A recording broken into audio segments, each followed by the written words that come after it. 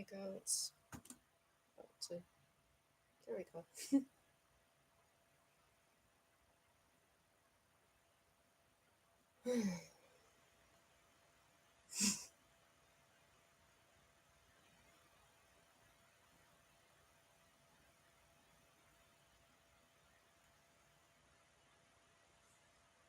Okay, here we go. It's loading.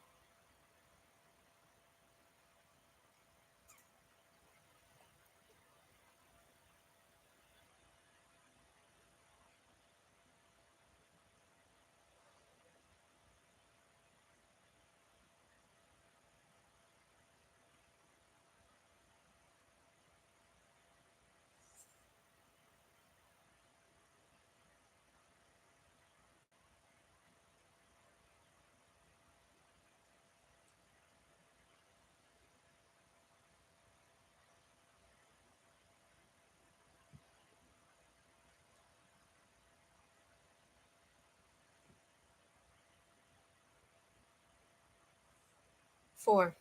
Apple. I cannot live with you. You would be life, and life is over there, behind the shelf. Emily Dickinson. 1. Will shouldered open the emergency room doors. After the darkness, the sunlight felt like an explosion. He gasped air. He made it to the white paramedic van and leaned against it. In one hand he had the thing. It was dark inside, but he hadn't had trouble spotting it. A piece of wood about the size of a book with a piece of yellow paper speared to it. He had left the paper in there. The wood was heavier than it looked, and frigid to the touch, like it wanted to leach the heat from his body.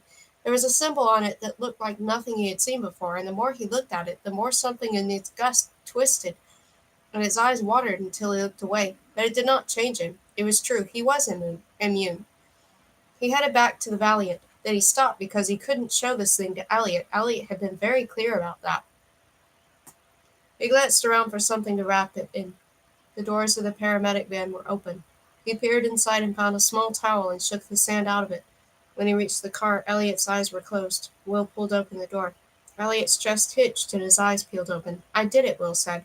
I got the word. Elliot blinked. Right here, he said, raising the towel, but Elliot's eyes squeezed shut. It's okay, I covered it up. It's kind of symbol on a... Elliot's head jerked left and right. I'm not telling you details. I'm describing the general kind of object, said Elliot. I know what happened here. Why everyone died. There was something stuck to the word that... Okay, I'm just saying, if you look at this thing, you won't die. It's not fatal anymore. This didn't seem to make any difference to Elliot. You look terrible. Have you been drinking the water? He spotted a bottle near Elliot's feet, the lid off. The mat was wet. You haven't. He leaned over Elliot, looking for the other bottles. The smell of the car was very bad. Drink. He twisted the bottle's top and held it to Elliot's lips. Elliot's throat clicked. His Adam's apple bobbed. When water spilled down his chin, Will lowered the bottle and waited until Elliot no longer seemed to be drowning. Then he said, More, and tipped it forward again. Gug, said Elliot. I have an idea. We drive to a hospital with living people in it. Then I use this thing to make them help you, right? I just word them. We tell them to help you, but not tell anyone we're there. Elliot was leaking water again, so he put away the bottle. Good plan? Elliot's head turned left, then right. Oh, Will said. What's your plan then? Because it's pretty obvious to me that you're dying, and we both know I don't have a hope in H against the people who are after us all by myself, even if I do have a magic word, so it's either a hospital or I tried a little amateur surgery on you myself, with whatever I can find lying around. Do you want me to do that? Elliot said nothing. I'm not doing that. I'm getting you to a hospital. He closed the door and jogged around to the driver's seat. Keep drinking the water. He tucked the towel in its hidden package between the seats and turned the key. The engine clicked emptily. He blinked. He'd forgotten about the gas. He glanced at Elliot and saw Elliot looking at him with a complete lack of surprise. Shut up, said Will. He studied the roadway ahead, filled with the bones and rusted metal. I can find gas. I'll be 5 minutes. Can you not die for 5 minutes? Elliot's chin dropped. Don't lie to me. If I have to, I'll cut you open, said Elliot. Fine. Will eyed him. But he wouldn't learn anything from Elliot's face that Elliot did not want him to know. Sure, he said, you're fine. He climbed out of the car. He found a dust-coated SUV with keys in the ignition and gas in the tank. This was a much better option than trying to introduce life to the disintegrating piece of crap that was the Valiant, so he climbed in and steered around the wrecked vehicles. The interior had an odd smell, which he tried not to think about. When he got close enough to the Valiant, he put the SUV into neutral and jumped out. Elliot seemed to have deteriorated in the meantime. His skin was papery, his eyes unfocused. Hey, Will said, I found a better car. He pulled open Elliot's door. Throw your arm around me. No. Yes. You. Go. I stay. No, that's not what we're doing. You're coming with me. That's the plan. We're taking you to a hospital. Bad plan, said Elliot. Gets you killed. You have an alternative? North, 2 miles, dirt road, then cross country, 40 miles to Blacktop. Town, Kikaroo, then any way you want. Is there a hospital in Kikaroo? No, so we're not doing that. Must. I tell you what, look me in the eye. Tell me you believe I can do this without you, and I'll leave you here. Elliot eyed him. Unconvincing, Will said. Put your GD arm around me. No. Get the F out of the car. No. Will leaned in to grab him. Elliot's head had pivoted to hit Will in the nose. A small movement, but enough to knock him back, his vision flaring. Mother F! He turned in a circle. You. He lunged across Elliot and grabbed the towel. I'll effing make you. He began to unwrap it. No. The intensity of Elliot's tone stopped him. Then, never. For a moment, Will thought Elliot was climbing out of the car, but he was only leaning. Never. On me. Okay, Will said, intimidated. Point made. Fine. But then Elliot slumped back in his seat, becoming less terrifying and more fragile, and he changed his mind. You know what? I am going to use it. He peeled the towel from the petrified wood. It caught on a sharp protuberance and ripped. A noise came out of Elliot, something halfway between a snarl and a moan, and his head turned away. Will had to twist him back to face the bare wood, then realized Elliot's eyes were closed. Gee, idiot! He tried to thumb up his eyelids while keeping a grip on the word. Open up! He forced open one eye. The pupil dilated and the fight drained from Elliot's body. Okay, now, Will said. Get out of the car. Elliot's hand shot out and gripped the doorframe. Will retreated a step. Elliot's other hand came out and twisted around like a spider until it found purchase. His body began to shake. Are you, okay there? Will said. Herg, said Elliot. His expression was very intense. He was trying to pull himself out of the car, Will realized. Straining, but lacking the strength to do it. Will moved forward to help and realized that Elliot's entire body was vibrating, his muscles tight bundles of wire. There, Will said. Elliot straightened. He threw out a foot in a jerky, searching motion. Will released him. Elliot fell to the pavement. Oh, crap! Sorry! Elliot's hand scrabbled at the concrete. Elliot, let me help you. Gee. He wrapped his arms around Elliot's torso. Come on, this way. After 4 steps, Elliot vomited. His eyes were wide and staring, the pupils milky. He looked dead. Elliot, I'm sorry, but it's just a little farther.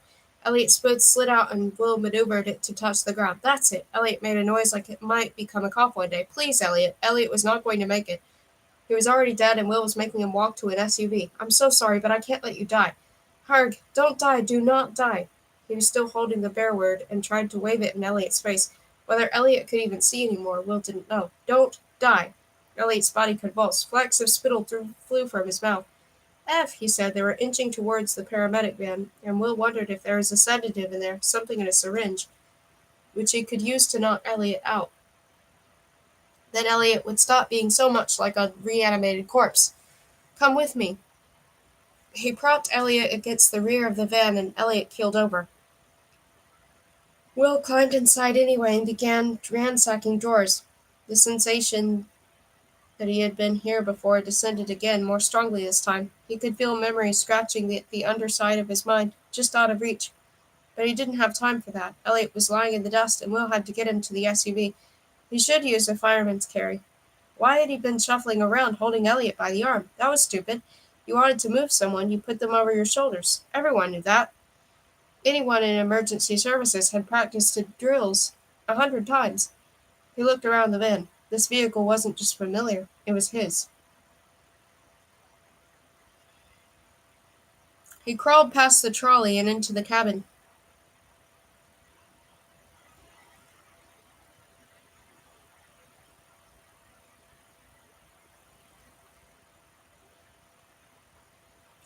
Dropping into the driver's seat. He put his hands on the wheel. Elliot was bleeding to death back there, but it was calling to him. He had the feeling he was a paramedic. He popped open the compartment between seats and rummaged through the junk inside. Among the loose change in the plastic wrappers was a yellowed newsletter. He glanced at it and almost tossed it aside before realizing the picture on the front was of him. He looked different. Everything was clean and bright. His hair was long, he had a tan, his shoulders were broader. He was relaxed in a way that Will couldn't ever remember feeling. He read the caption and counted the figures from left to right to be sure. Harry Wilson. That was him. His name had been Harry. Behind him, Elliot coughed. Will thought, that guy has seen a lot of blood. He blinked. For some reason, he hadn't attended Elliot's gunshot wound. He was letting him bleed out, apparently. He felt bewildered. Why had he let Elliot go so long? He climbed back through the van and manhandled Elliot into the bed. Elliot groaned. That was a positive sign. Well, it was a sign. He ransacked the shelves for a scalpel, surgical gloves, dressing, and saline, all of which were in their assigned places, rolled Elliot on his side, stuck the scalpel between his teeth, and forced Elliot's knee up and his arm over. He cut away the shirt, and there it was, an exit wound, big as his hand, pink and torn and oozing blood. He was appalled at himself. Timely first aid would have saved this guy's life. All he could do now was compress and close anything that looked like it was fountaining blood. He inserted a finger into Elliot's lower intestine and gently lifted. There was a sucking noise, a glunk, and a small sea of Elliot flowed into the back of his hand, which was bad, about the worst thing he could see because that meant Elliot had holes. To locate the source, he had to force 4 fingers in there, and Elliot made a terrible sound. Will did what he could. It was not much, but maybe enough. He began to dress the wound. As he did, memories burst in his head like popping corn. Tiny, irrelevant things, the look on a girl's face, the smell of earth in the morning, but they were coming, squeezing past whatever barrier had been erected in his head. Something important came to him, and he paused. Elliot breathed. He was unconscious. His face was gray. The problem was too much of Elliot was spread across 2 different vehicles. Elliot was on his shirt and his coat and on the floor in 2 different vehicles. He was about a hair's breadth away from a hypovolemic shock, and there was nothing Will could do about that. He looked out the back of a van at the emergency room. 20 feet from a hospital that was full of blood product, and every pack would be black and hard as stone. He leaned forward. Elliot. He twisted Elliot's ear. This was extremely painful if you did it properly. Elliot, you mother effer, Elliot groaned. Elliot. He put his lips to Elliot's ear. Elliot. Said Elliot. What's your blood type? Elliot opened his eyes. There was a ceiling, tiled, a false ceiling, the kind that had pipes and wiring snaking through it. He didn't know where he was or when. He heard a crack. He tensed. His abdomen hurt. There was a lot of pain in his body. He tried to raise his head, and his vision swam. He saw pale blue walls and a cracked ceiling, a corded phone implanted into one wall. Chairs, a bedside table. A bed, for that matter, in which he was lying. The air smelled of dust. Oh, he thought, I'm in Broken Hill. He explored his surroundings with both hands. Something tugged on his arm, which turned out to be a tube. He was attached to something. He levered himself up his pillow inch by inch and saw a hat stand draped with tubing and 3 bags. One of the bags bulged with clear fluid, one had dark fluid, and one appeared to have contained dark fluid until recently but was now mostly empty. He felt bewildered because he didn't remember any of this. A second crack. This time he identified it as gunshot, a rifle. His thoughts began to order themselves. He had driven to Broken Hill with the outlier, Will. A farmer had shot him. When he'd realized the wound was fatal, he'd told Will to leave him, but Will hadn't wanted to. It had been one of those frustrating situations where Elliot had needed to convince Will of something but couldn't because the guy was an outlier, also stupidly stubborn. Elliot had passed out before this was really resolved. It seemed that in the meantime Will had saved his life. He heard footsteps. He lay still until he was sure they were approaching, then began to feel around for a weapon. As Elliot saw it, there were 2 plausible scenarios. In one, Will had driven away with the bear wound, as Elliot had instructed, and the footsteps belonged to someone from the organization coming to kill him. In the other, they belonged to Will, who had been too cowardly to leave, and instead hung around hoping Elliot would wake up and tell him what to do. Either way, Elliot felt the need to shoot someone. The deadliest object he could see was the hat stand, which could possibly serve as a club. He tugged at the cover so as to free his legs. He hadn't progressed very far with this when a man appeared in the doorway. The man had a rifle slung over his shoulder, and for a second Elliot didn't recognize him. Lie down, Will said. He crossed the room and peered out the window. Elliot sunk into the pillow, crushed by the weight of his own bitter disappointment. He shouldn't have expected any different. Will had done nothing Elliot had asked of him from the moment they met. Elliot had been foolish to think he would start now just because everything depended on it. He plucked at the blanket. We leave. Now. Will ignored him. He was looking at something outside. Elliot couldn't tell what. "Listen, you F," said Elliot. "Wolf is coming." He tried to say more, but it degenerated into coughing. When he opened his eyes, Will was holding a cup of water. Elliot took it. There was something different about Will's manner. The reason Elliot hadn't recognized Will before. Will was different somehow. Elliot had the odd discombobulating thought, that isn't Will Park. The Will person watched him drink without expression. When Elliot finished, he said, "Lie down." "Have to." "You're about to pass out again," said the Will person. "Lie down." He felt the truth of this, but fought it anyway. "Wolf." "You mean Emily. Emily Ruff." "Oh, God," Elliot thought. "Don't think you mentioned that. You talked a lot about Wolf, but you never mentioned that I knew her. Knew her pretty well, as it turns out." "I can explain."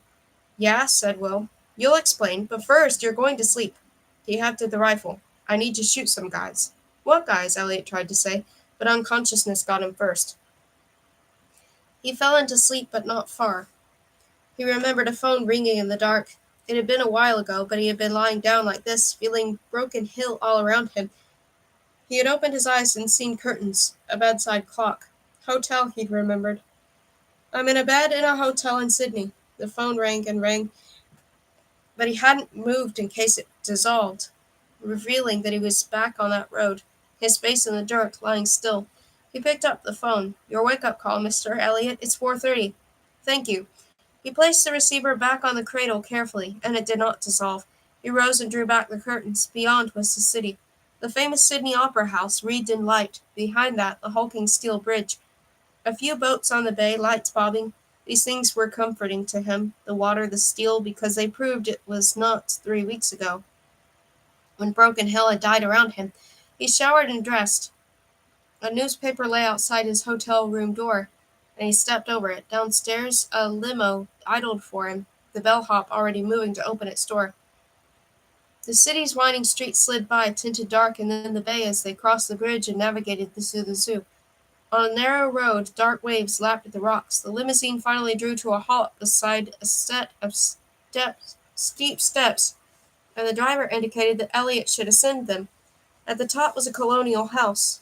There was a terracotta plaza, lit by a dozen craftily concealed garden lights, with a small ornate table and chairs, and on one of these was Yeats. "Before you come any closer," Yeats said, "take a look at the water." He turned to look. The bay was a black mirror. He wasn't sure that he was supposed to notice. He turned back to Yeats. "It's good to see you." Yeats had risen silently while Elliot's back was turned and was now coming at him with a hand outstretched. Elliot took it. As always, Yeats was about as readable as a wooden fence. Within the organization, there was conjecture as to whether he'd had cosmetic surgery to paralyze his face. Elliot tended to think yes, because he knew Yeats had a personal surgeon, but occasionally he saw a contracting procurus or occipito frontalis and doubted himself. "How are you?" "I was briefly paralyzed 3 weeks ago," he said. "Since then I've been fine." Yeats gestured to a seat. "No lingering effects?" "Not since sunrise on the second day." As she instructed. "Fascinating. To be honest, I remain shocked that a poet of your caliber should succumb to it." He sat. "Let's call it what it is. A bear word." "Apparently so." "You'll excuse me," Elliot said, "but I'm feeling somewhat put upon." "How so?" "You sent me to Broken Hill without telling me what I was dealing with. I believe I told you it was high testing." "There's high testing," Elliot said, "and then there's that thing." There was silence. "Yeah, well," said Yeats. "Obviously, its efficacy took us by surprise." A woman appeared and began to generate tea and coffee. Elliot waited. When she left, he said, "Are we going to talk plainly?" Yeats spread his palms. "You arrived in Broken Hill within hours. Clearly you were nearby. Clearly information has been kept from me. I want to know why, because I'm having trouble understanding what I did to deserve less trust than Plath." "What was it like?" "What was it like?" he said, although he knew. "Quick, I imagine, but you must have perceived something, a split second of vanishing awareness, a grasping at a shrinking light. It was like being effed in the brain. I wonder if you can be more specific. You had this thing in D.C. I'm sure you have plenty of data from those poor Fs you put through the labs." "Some.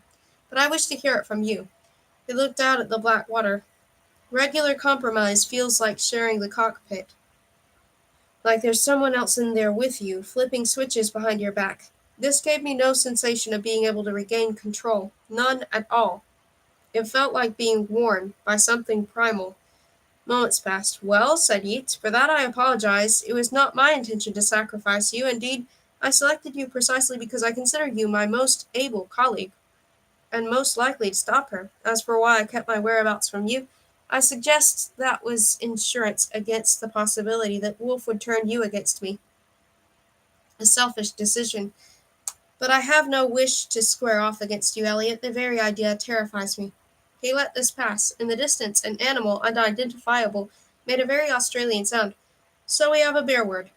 "The first in 800 years," Yeats said. "It's very exciting." "Where is it now?" Yeats shrugged slightly. "Where she left it." "Pardon me?" "We haven't recovered it," Yeats said. "It's still in the hospital somewhere, apparently." Apparently. Local authorities have sent in several teams, none of which have made it out. I presume it's the word that's killing them. He took a moment to compose himself. "It's surprising to me that you haven't taken all the necessary steps to recover it. I cannot express how surprising that is." Said Yeats. He gazed onto the darkness a while. "Let me ask you a question. If the word is so powerful, why did those who wield it fall? For they did fall. The stories are united on that. In every case, the appearance of a bear word is followed by a Babel event in which rulers are overthrown and a common tongue abandoned. In modern times, it would be like losing English. Imagine the sum total of our organization's work gone, our entire lexicon wiped out, and yet apparently this has happened. Apparently it happens following every discovery of a bear word without fail. Is that not curious? All empires fall eventually. But why? It's not for lack of power, in fact, it seems to be the opposite. Their power lulls them into comfort. They become undisciplined. Those who had to earn power are replaced by those who haven't known anything else, who have no comprehension of the need to rise above base desires. Power corrupts, as the saying goes, and the bear word, Eliot, is not only absolute power, but worse, it is unearned. I need do nothing to possess it other than pick it up.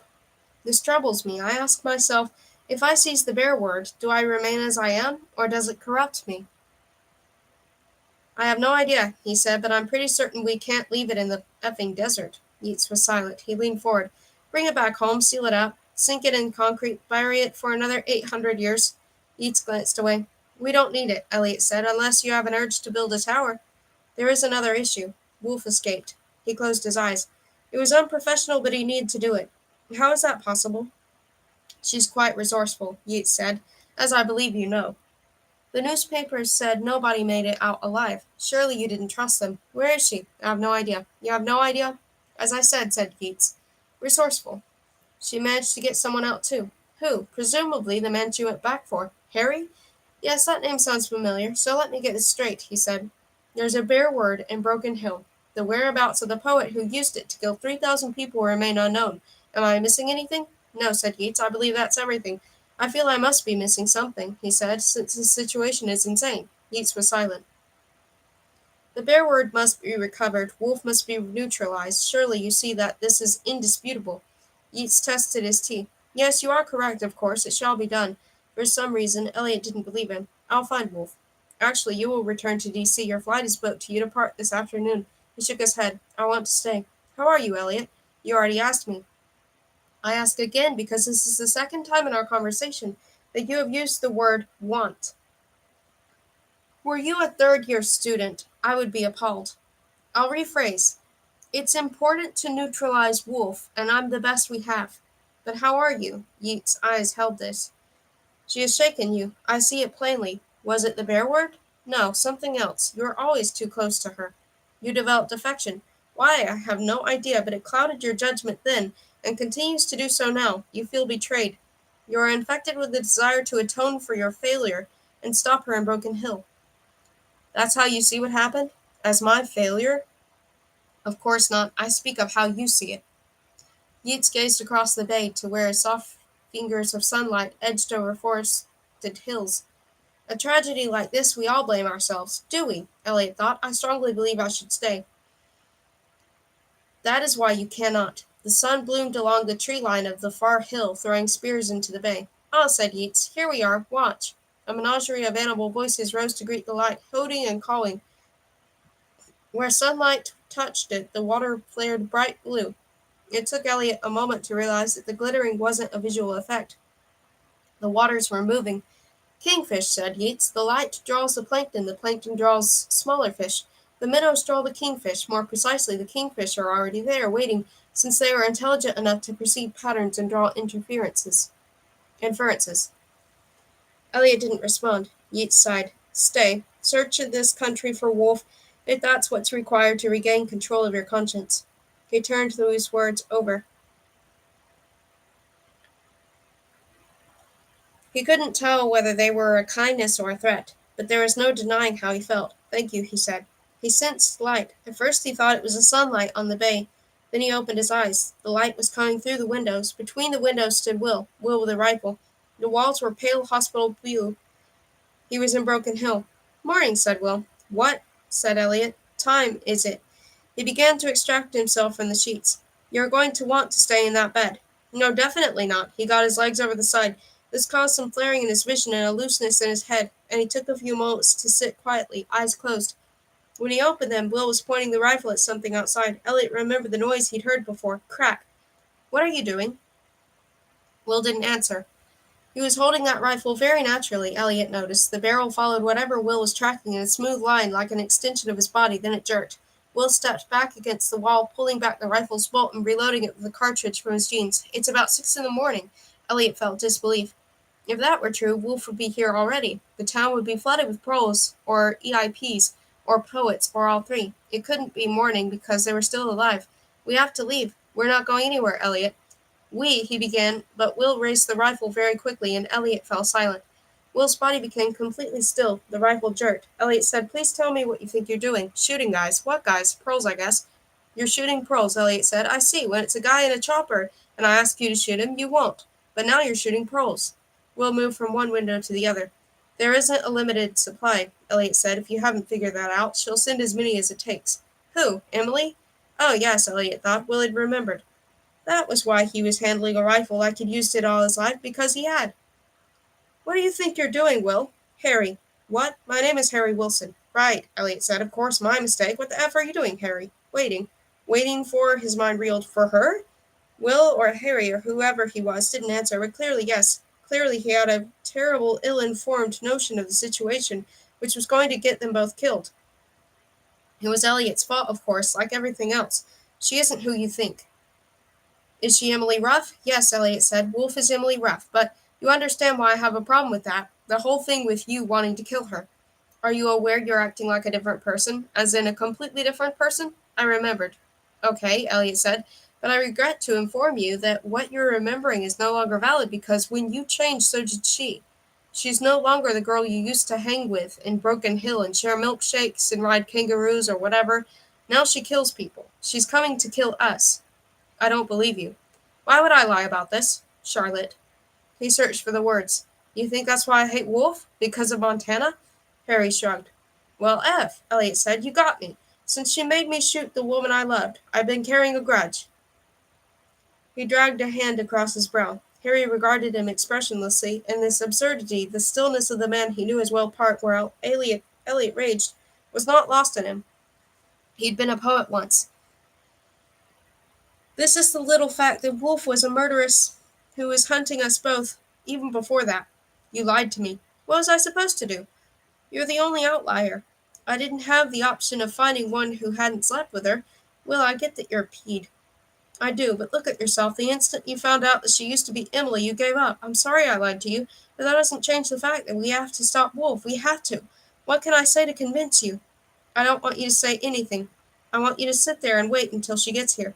Eliot sank into the bed. It was pointless, every technique he knew useless because Harry could not be persuaded. What happened to her? When? After Broken Hill. He looked at the ceiling. She disappeared. I searched for months. Then, said Eliot, she came back. Study Probe's Bilingual Puzzle, from the City Examiner, Volume 144, Edition 12. The electrode was applied to the brain of a French-Chinese bilingual, and the patient asked to count to 20. He began in French, but when the electrode was applied to his left anterior frontal gyrus, he involuntarily changed to Chinese. When the stimulation was removed, he had reverted to French. In another case in Dorset last year, A bilingual who suffered a traumatic brain injury in a car accident was left unable to speak English, although she remained fluent in Dutch. The results provide further evidence that languages develop in discrete parts of the brain, explaining why bilingual speakers tend not to mix up words from different languages. If your brain is a computer, then bilingual speakers dual boot, said Dr. Simone Oakes of Oxford University School of Medicine, referring to a machine with two operating systems installed. They have multiple modes of operation, but only one can be active at a time. Further research is expected to probe the effects of specific languages on the brain, such as the puzzle of why particular attitudes and beliefs appear more commonly in speakers of one language than the other, regardless of cultural factors. 2. She caught the train to Blacktown and wandered the streets until she found the army disposal store she'd read about the previous day. It was big, almost a warehouse, the aisles packed with quasi and wannabe military gear, camo netting hung across the ceiling. She squeezed between bikers and bushies and young men with large, clearly defined chips on large, clearly defined shoulders, occasionally picking up a bottle or a knife or a pack that seemed interesting. In aisle 3, a bearded man in jeans and light t-shirt approached her and offered assistance. Yes, Emily said, I'm looking for a camouflage tarpaulin that can be made into a tent. Desert or bush? Desert, she said. Pleased to have skipped the oh-ho, and what do you need that for? We have tarps and we have camo netting. You can throw one over the other. I want a single product if there is one. You'll be carrying it? Yes, she said, exactly. Then may I recommend a space bag? What's that? A lightweight sleeping bag, foil interior, waterproof canvas exterior. Little mesh part of the face you can open for ventilation without letting in the bugs. Folds up to nothing. Very new, hard to acquire, as they're still in service. How hard? $2,000. She nodded. That she could do. It's camouflage? It's not, but I tell you what, if that's what you desire, I will sew some camo onto it. Yes, she said, that would be terrific. He led her to a counter and processed her deposit. I'll call you in 2 days. Anything else I can help with? He saw her hesitation. If you're planning to spend any time in the desert, I hope you have a water system. Water isn't a problem, but I have a concern about snakes. Rightly so. What can I do to keep them away? The general idea is to keep away from them. I have good boots, but she gestured. Is there some kind of electronic device that scares them, like the ones that keep insects out of your house? The man had begun to look amused, so she guessed no. Anything? He scratched his beard. You can watch where you put your feet. She said. And take a stick, he said. So she was not thrilled with Snake's situation, but otherwise things were coming together. The space bag was the final piece of the puzzle, and with that she could begin testing, which was tempting to skip, but she had uncovered some alarming numbers about sweat-related water loss in the desert, and this wasn't something she wanted to confirm 40 miles from the nearest living human being. Nearest benign human being, that was, since she was working under the assumption that Broken Hill was surrounded by proles, men and women, who worked in bakeries or gas stations or drove trucks, or simply stood at key intersections and would, upon seeing her, become very focused and intent and proceed directly to a phone. Hence the need for a desert crossing. A few months before, when she'd been coming for Harry, she'd done it on a dirt bike. In retrospect, it seemed wildly risky, but she'd been impatient. She had hurried for him. As it had ended so badly, she didn't want to think about that. This time there would be caution. There would be 30 miles of desert traversed by foot, and no one would see her coming because she was doing was unimaginable. Once she had the word, she would begin the next stage of her journey to D.C. When she got there, she would rip out Yeats's heart, just like he had torn out hers. What happened after that didn't matter. She spent a lot of time on trains reading dictionaries. She wore a hoodie and pulled it down in case of cameras. She could ride all day for $2, and never be in the same spot for more than a few minutes. The last service was around 2, so she had to find a place to sleep. But that wasn't hard. She had done that before. Sometimes she nodded off on the train. She tried not to because she feared waking up to poets moving through the carriage no way out, but it was kind of unavoidable. The dictionaries were not very interesting. So when she felt her head drifting toward the glass, the factories or fields passing by outside, she let it happen. The day after she ordered her space blanket, she had drifted awake to find a man sitting opposite watching her. She was half out of her seat, words forming on her lips before she realized he wasn't Elliot. He wasn't anybody. She sank back into her seat. Her head was full of terror. It always was, coming out in dreams. "Sorry," said the man. "Didn't mean to startle you." "That's okay." She was getting her bearings. The man was about 40. Nicely dressed sweater, a good watch. She talked to such people sometimes as a precursor to persuading them to give her money. "That's a lot of books. Dictionaries?" She nodded. "Are you a student?" "Of life," she said. People like this kind of quippery. It calls them to open up. I just read them for fun. Dictionaries? Yes. That doesn't sound like fun. That sounds awful. Awful used to mean full of all. The same meaning as awesome. I learned that from the dictionary. He blinked. "See," she said. "Fun. That is actually fascinating. What else?" She looked at her notes. She had notes. Cause has changed. The definition used to be to make something happen. Now they've added, especially something bad. They've changed cause? They've noticed a change. Dictionaries record common usage. "I thought it was a panel of professors," said the man, "at a university somewhere, deciding what words mean." She shook her head. "So it's bad to cause something now?" "Yes, and to join causes probably, because of semantic leakage." "Well," he said, "you are the most interesting person I've met all week." "Thanks," she said, but she was getting a bad feeling. She was regretting this conversation. "My stop is coming up." She packed her dictionaries into her bag. "Do you have somewhere else to sleep tonight?" She didn't say anything. "I'm sorry, that didn't come out right. I mean, are you okay?" "You don't look okay." "I'm okay. I didn't mean to be rude, but I'm sitting close enough to smell you." His expression looked genuine, but she didn't like his eyes. There were a lot of tiny muscles there, and they were not consistent with the rest of his face.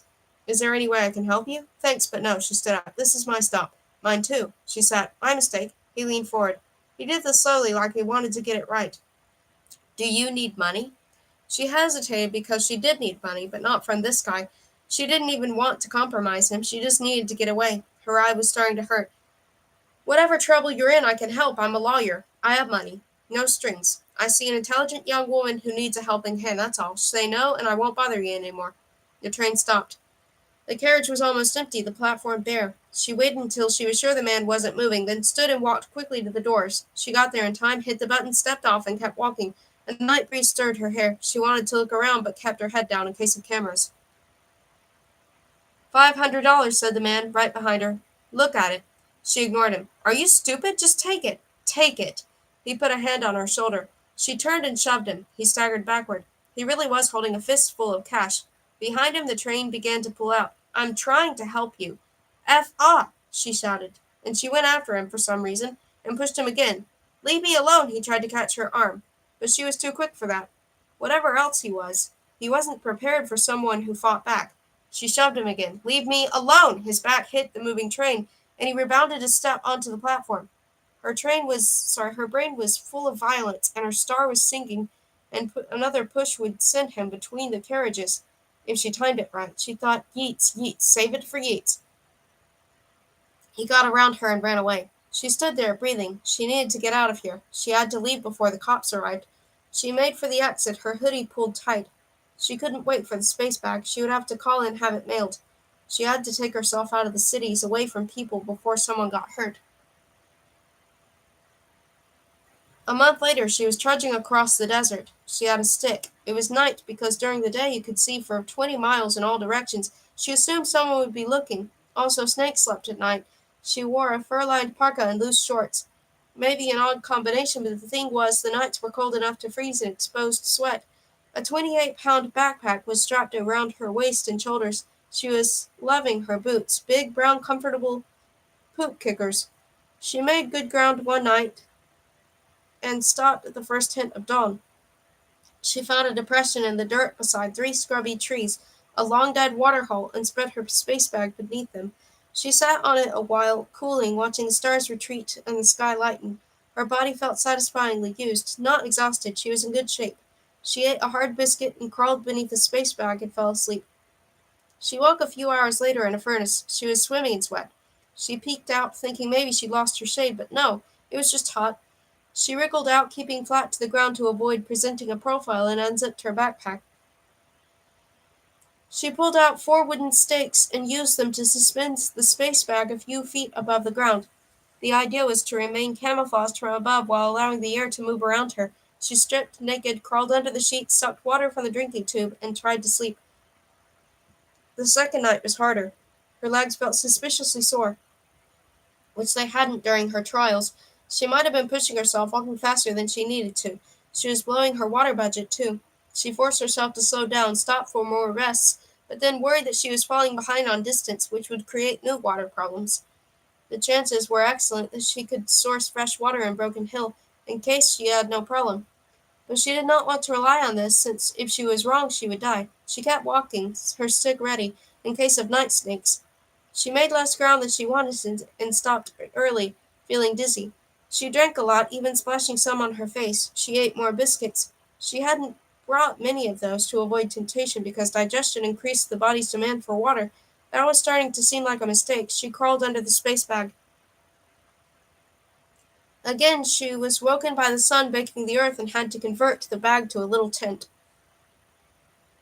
This time, however, she realized the trees she'd camped beneath were basically leafless, which was a serious problem because no shade. There was no wind, and the underside of the space bag radiated heat.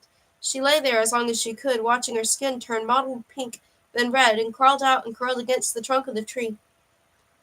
It was better, but only a little. She began to seriously wonder if she would die. 2 weeks ago she had decided against bringing the long, white Bedouin robes that would have made it possible to walk in the daytime without passing out, thinking they weren't worth the wait. This decision might kill her. She drank her electrolytes. Every 30 minutes she took tiny amounts of water into her hands and wiped them across her face and neck. The water pack grew scarily thin, but it was either drink or expire. In the late afternoon, a light breeze began to shift the sand, and she cried a little despite the fluid loss.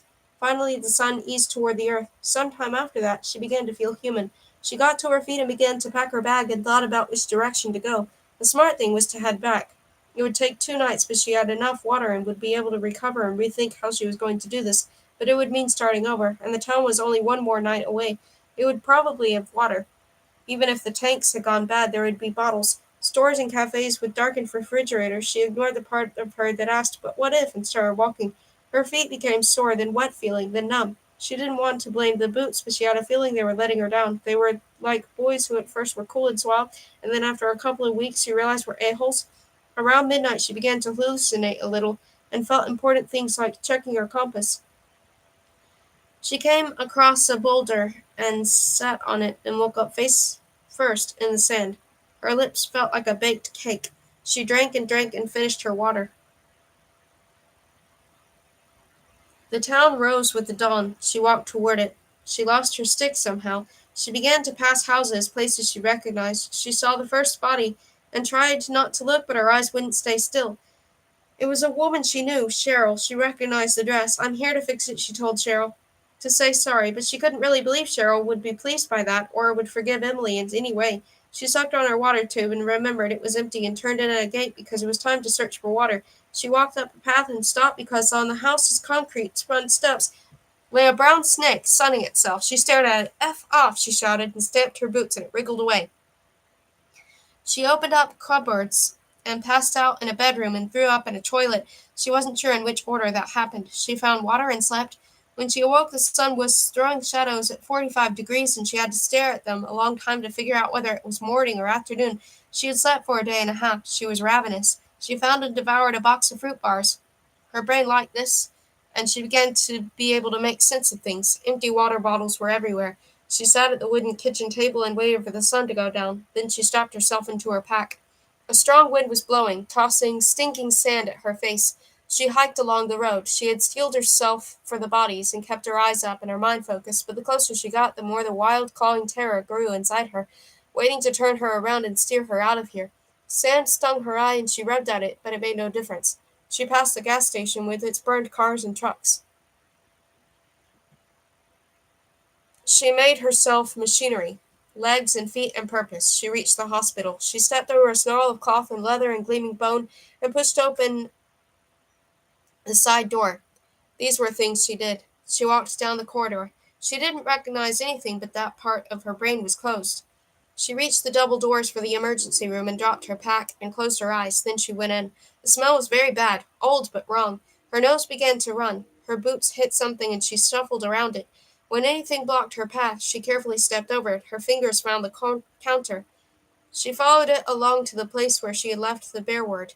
It wasn't there. She stood a while, breathing. She followed the counter all the way to the wall, sweeping at surfaces. Her fingers found objects, small things she could identify like a stapler and a nameplate, and larger things she dropped upon ascertaining they were not what she wanted, and did not think about. She reached the wall and began making a low sound, equal parts moan and hum. She circled the counter twice. She made her way back to where the bear word had been and dropped to her hands and knees and began to feel around on the floor. Almost immediately she found cloth and hair, and her hum became a shriek, and she couldn't do it any more. She couldn't grope around to corpses. She got to her feet. The idea crept into her brain. I'm lost. She would never find her way out.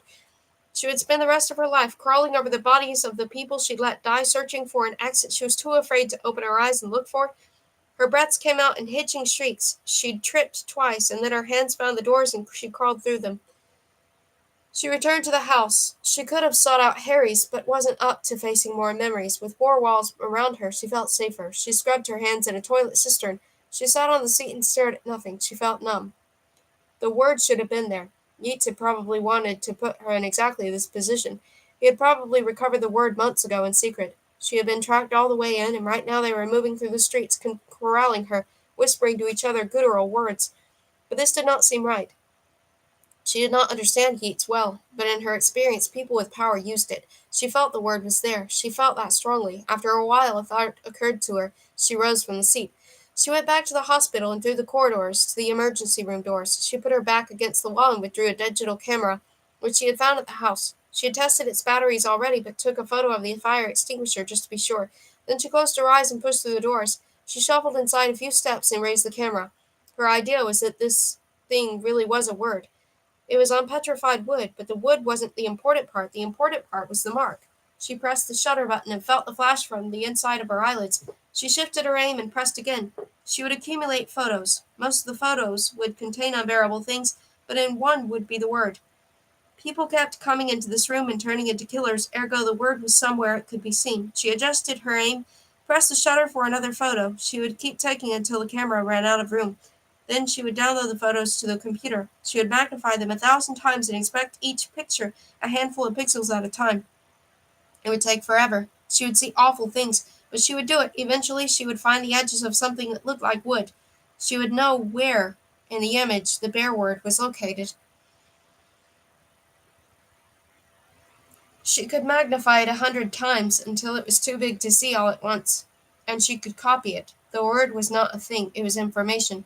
It could be duplicated. She could copy it on a piece at one time, carve it into wood so it would be just the same. Maybe she'd get someone to help, so she'd never hold the thing in her brain.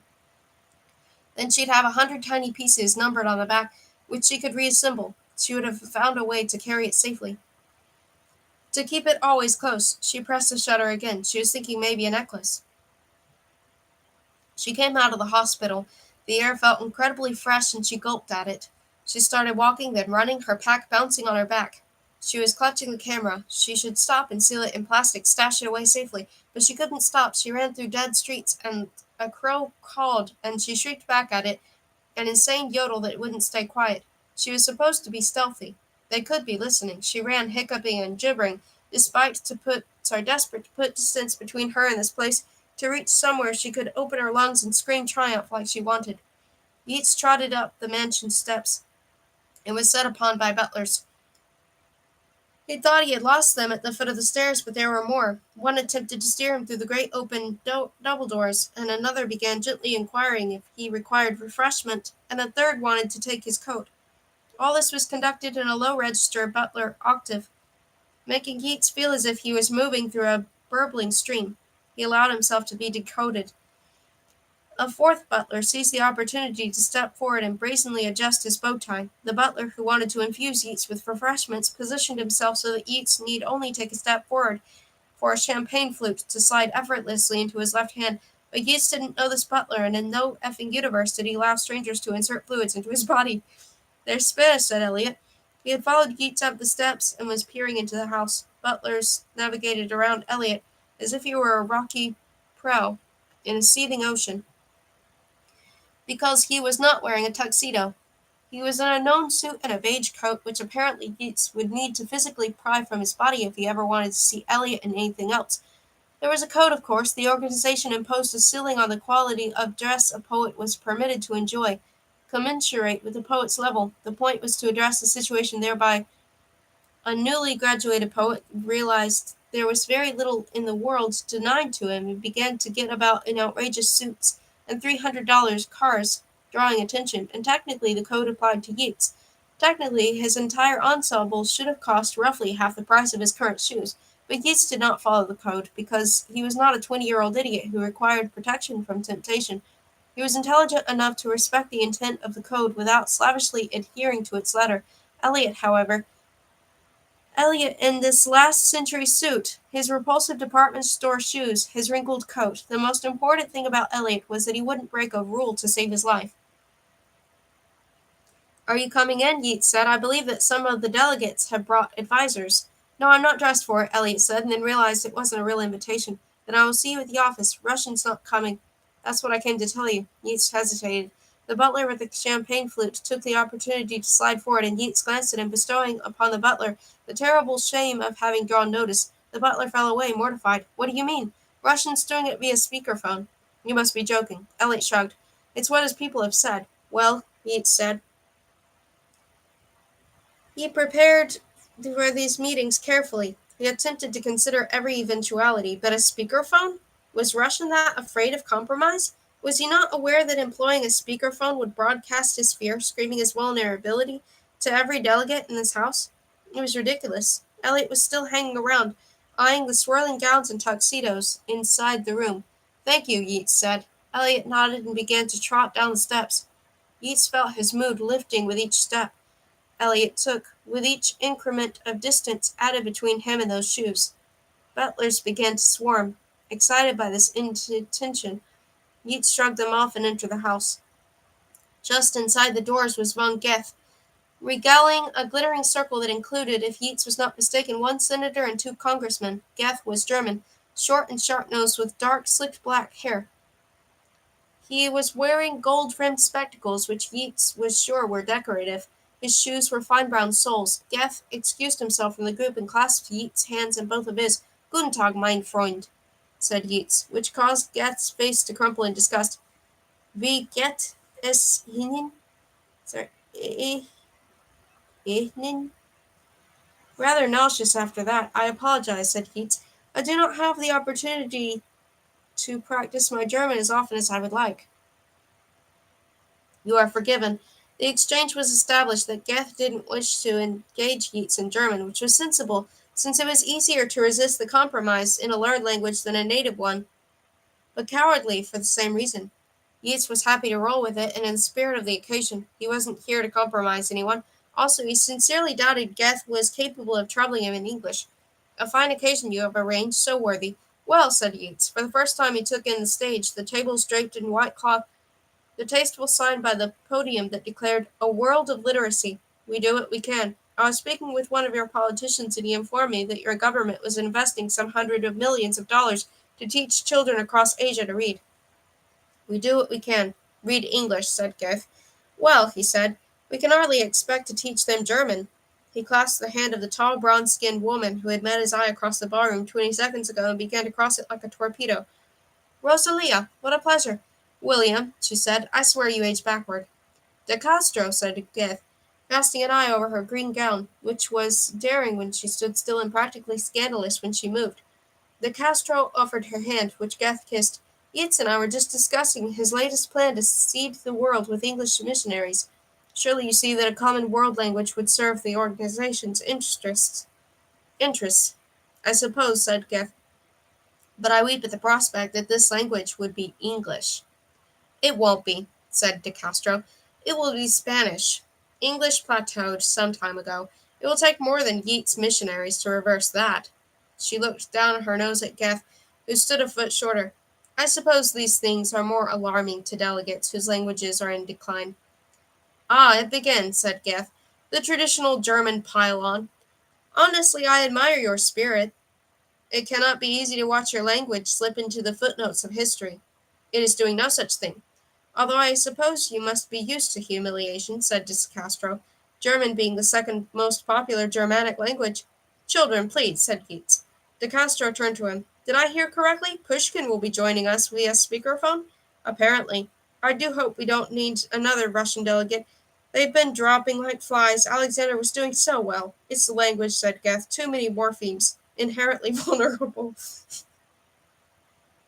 He can't expect to save himself with a speakerphone. The idea is preposterous. She used a German word for preposterous. Lächerlich. Slightly managing the first syllable, watching Geth as she did so, Yeats presumed that De Castro had dropped a little linguistic depth charge there. The entire meeting would be like this, delegates continually probing each other, seeking weaknesses.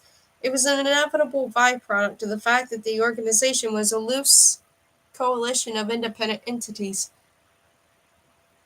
no delegate outranked by any other.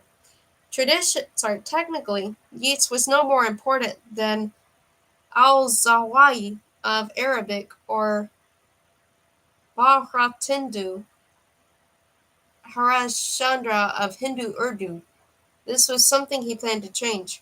Let us assume Pushkin has other motives, said Yeats, and not waste our time together on speculation. Agreed, said De Castro. Speaking of which, William, I was hoping you might be able to end some speculation of my own. Have you recovered your bear word? His phone buzzed against his thigh, which was surprising since everyone who knew that number should have known not to call it. Sadly, no. How disappointing, said Castro, and simultaneously, bullcrap. William, none of us believe that you would allow a bear word to lie in Broken Hill unmolested for almost a year. The concept is extraordinary, said Geth. We can discuss that you are willing to believe in this meeting, Yeats said, which has yet not begun. De Castro glanced around the room. There is a reason the other delegates have not approached you yet. I imagine it is the same reason Pushkin is not here at all. Her eyes settled on him. Do you plan to compromise us? How ridiculous, he said. De Castro watched him. Geth said, There is no denying that you have been making efforts to retrieve it. However, the more time that passes, the more one wonders whether one is witnessing not efforts so much as charades.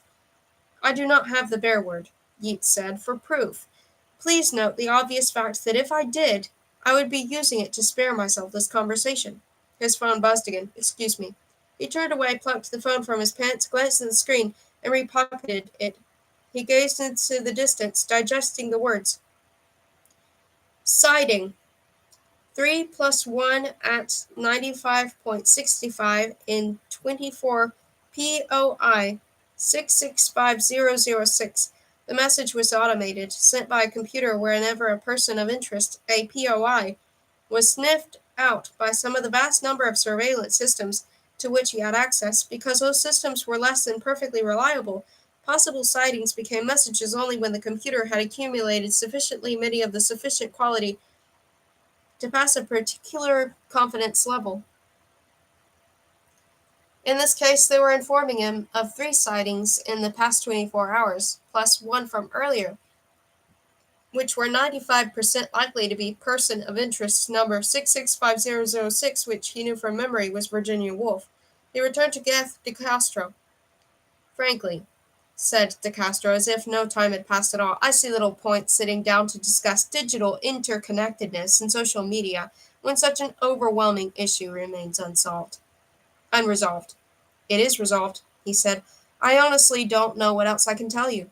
It struck him as remarkably suspicious that there would be a wolf sighting at this moment, in this meeting. He wondered which delegate was responsible. You can tell me the current location of Virginia Woolf, said De Castro. That troubles me also. We looked. We didn't find her. It seems likely she is dead. Geth looked at De Castro. He claims not to know. William, I hear things, said De Castro, from people in your organization, as you no doubt hear things from people in mine, and the most disturbing tale has reached me. In it, Virginia Woolf steals the bear word and brings it to Broken Hill, not out of some adolescent fit of pique as you described, but rather at your command as part of a test at the word's effectiveness. Clearly, given the current population of Broken Hill is now 0, this test was a resounding success, which is alarming in itself, William, for as much as we hold you in the highest regard, we are all undermined by your possession of a kind of persuasion against which there is no defense. But the part of this tale that troubles me most is the idea that Virginia Woolf is your agent, is out there somewhere, engaged in some activity that serves your purpose. I cannot imagine what that might be, and that makes me most uncomfortable." Throughout this, Yeats's phone had continued to vibrate. He had developed the uncomfortable suspicion that the coincidence at Wolf's sighting during this meeting might not be due to a delegate. It might be due to Wolf. "Confide in us," said Gev. "We are your allies, William." "I do not have the word," he said, "and Virginia Woolf is dead. Now I am terribly sorry, but I will not be able to attend our meeting after all. Something unavoidable has come up." He took a chopper across town and set down the DC office helipad.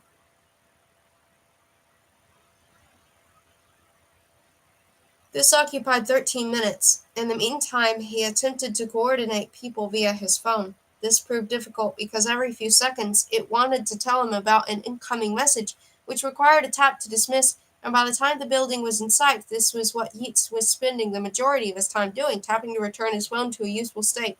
When a computer server became so busy acknowledging incoming requests that it had no time to respond to them, it was called a denial of service attack, a DOS. Yeats was being DOS'd. He surrendered and put his phone away. Freed from the helicopter, he considered the elevator but opted for the flexibility of stairs. One flight later, he emerged into tastefully muted lighting. His assistant rose from her desk, mouth opening, full of messages.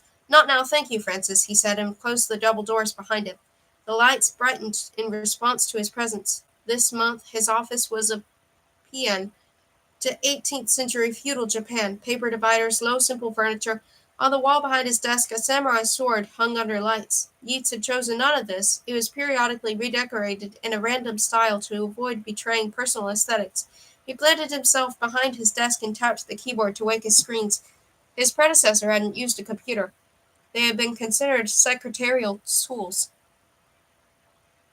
Hard to imagine now. His displays filled with red boxes. Now that the computer's thresholds had triggered, it was vomiting up sightings from days ago, even weeks, made newly plausible by more recent data. A voice print from a hotel in Istanbul. A woman with matching facial characteristics in Vancouver. He inspected the picture. Sunglasses, hat, nothing would be bet on. But the computer lacked the cheekbones. A taxicab security photo, grainy and desaturated, from a route that corresponded with what the computer was figuring out about Wolf's movements. That was Seattle yesterday. The notification boxes were a moving stream, but Yeats managed to snag one with a recent timestamp. It was from the building's security system. Its confidence level was 99%. Wolf was outside right now. His office had a balcony. He was mildly tempted to go out and peer over the railing to see if he could pick her out, but that would be risky. That was possibly what Wolf wanted him to do. There could be a sniping issue. The fact was, as much as he believed he understood Wolf, she had been missing for a year and he had no idea how she had changed. His phone chimed. He felt rising excitement and waited until it was gone. "Yes, I'm so terribly sorry, but there are so many people who wish to speak to you, and they're saying quite alarming things." "Is one of those people Frost, the poet responsible for building security?" Yeats had spoken to him from the chopper in between phone notifications and asked him to execute certain important, long-planned orders. Specifically, Frost was to fill the lobby with environmentally isolated personnel, men and women with black suits and guns who saw the world through a computer-filtered display and heard nothing but whitelisted words. These had proved insufficient to retrieve the word from Broken Hill. The team sent in had rather spectacularly killed each other, but that meant nothing because he had desperately engineered it. He was fairly confident that they could stop Wolf. "No, I haven't heard from Frost."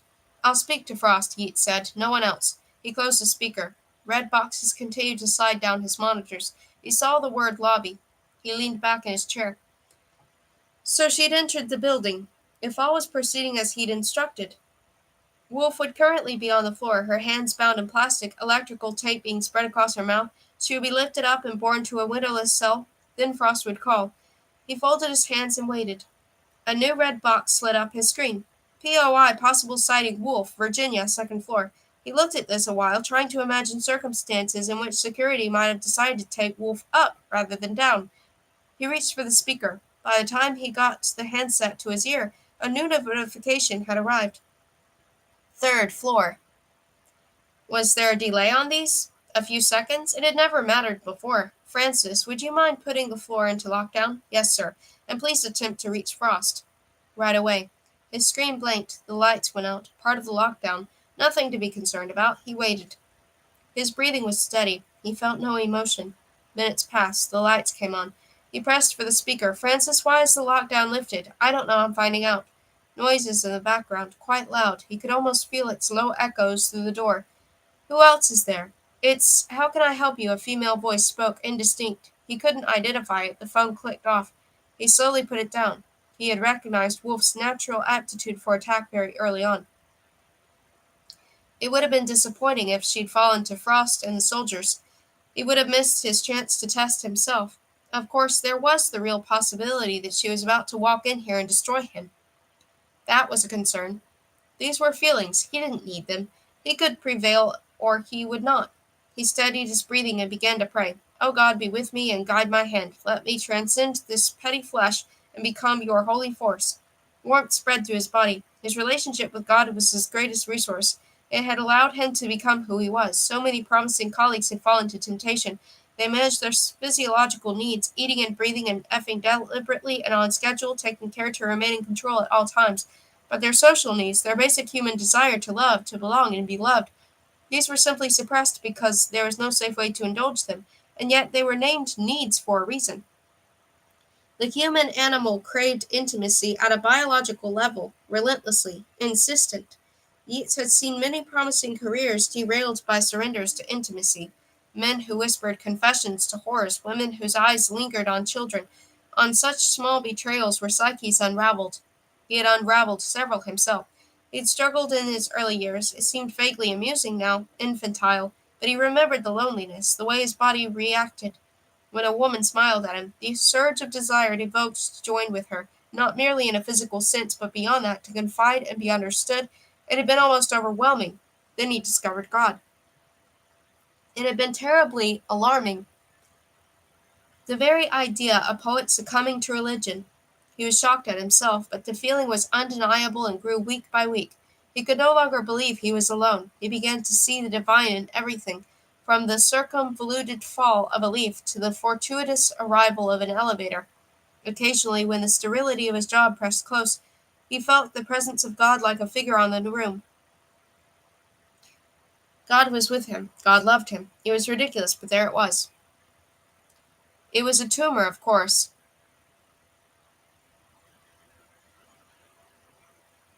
Oligodendroglioma, a cancerous growth in an area associated with feelings of enlightenment.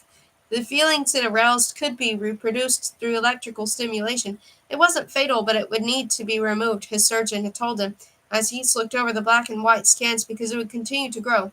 Over time there would be less and less of him, and more of the tumor. His brain was being eaten by God. He left the clinic in fine spirits. He had no intention of removing the tumor. It was the perfect solution to his dilemma. How to feed his body's desire for intimacy. He was delusional, of course. There was no higher presence filling him with love, connecting him to all things. It only felt that way. But that was fine. That was ideal. He would not have trusted a God outside his head. The door opened and a woman stepped through. She was wearing a long white coat that reached the floor.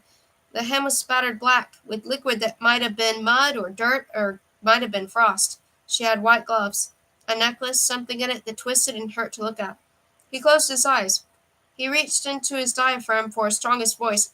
Vartix velcor menik wisik, do not move. There was silence. Ow, said Wolf, that kind of hurt. He groped for his desk drawer. Credit to you, Yeats. I spent a long time preparing for you to say those words, and I still felt them.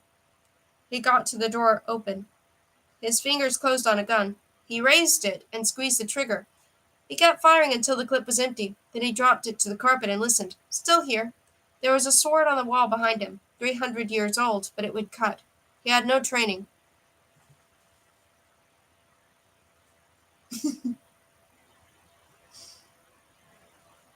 But that might not matter if she came close enough. She might think it was decorative until late.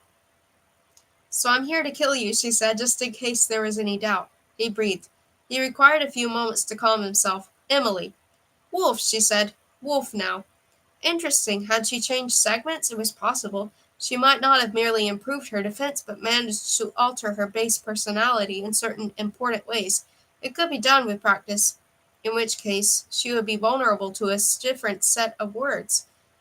Yes, she would have rejected her previous self in order to distance herself from what she had done in Broken Hill. He needed to figure out what she had become. How did you get here? Walked, mostly. The lobby was supposed to contain a fairly overwhelming number of security personnel. The goggle guys? Yeah, they're screened somehow, right? Filtered against compromise? They're supposed to be. They are, but Frost isn't. Ah, he said. So there were no goggle guys. Nope. Difficult to read a person you couldn't see. The visual cues were so important. But it could be done. He could do it. The important thing was that she was still talking. I gather you feel wronged by me? You could say that. Well, he said, I won't demean us both by pretending to apologize, but may I point out that killing me won't serve your interests? Actually, I disagree with you there. I mean, I thought about it. Come here with the word, make you run the organization for me. That would be interesting. And I can't deny there is a real appeal in turning you into my slave for life, but that's not an option. I have a little problem, you see. I picked it up in Broken Hill when you sent me to deploy that kill order. I kind of looked at it. I caught a reflection. It wasn't enough to compromise me, not completely. It was backward, and not very clear. But I think a piece of it got in there. I call it my star. That's what it feels like, a star in my eye. It's not very nice, Yeats. It wants me to do bad things, but I figured out a way to control it. I just need to concentrate on killing you. When I do that, the star isn't so bad. I don't feel like I need to hurt anyone else. So you see, you dying is kind of a non-negotiable at this point. He was fascinated. This part he had not known. Then what? Excuse me? After you murder me, what then? That's not really any of your concern. I suppose not, he said. Very well, we will save that for later, but there is not going to be a later, Yeats. Not for you. He said. He had narrowed her down to a dozen or so segments.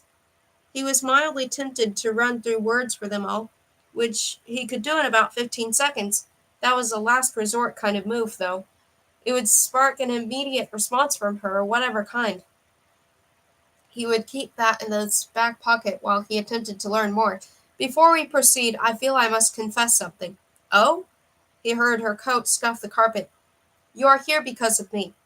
There is no part of these events I have not engineered. The most difficult part of the exercise, in fact, was finding excuses as to why I left the bear word in Broken Hill for so long. To be honest, I expected you to move faster. It was becoming untenable. But here you are, bringing the word back to me, filled with vengeance, according to plan. Really, she said, I have to tell you from where I'm standing that looks like a really crappy plan. When I came to Broken Hill in the midst of its immolation, I found myself moved. I felt desire. I realized then the danger of the bear word. It would have corrupted me.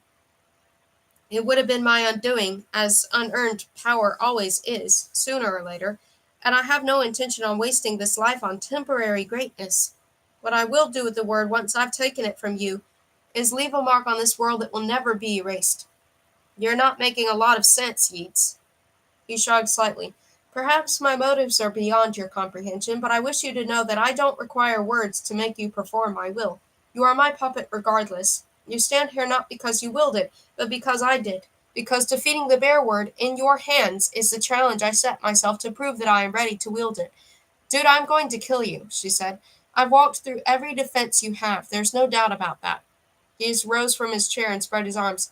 He began to increase his breathing, although she shouldn't notice that. Segment 77, he was sure of it.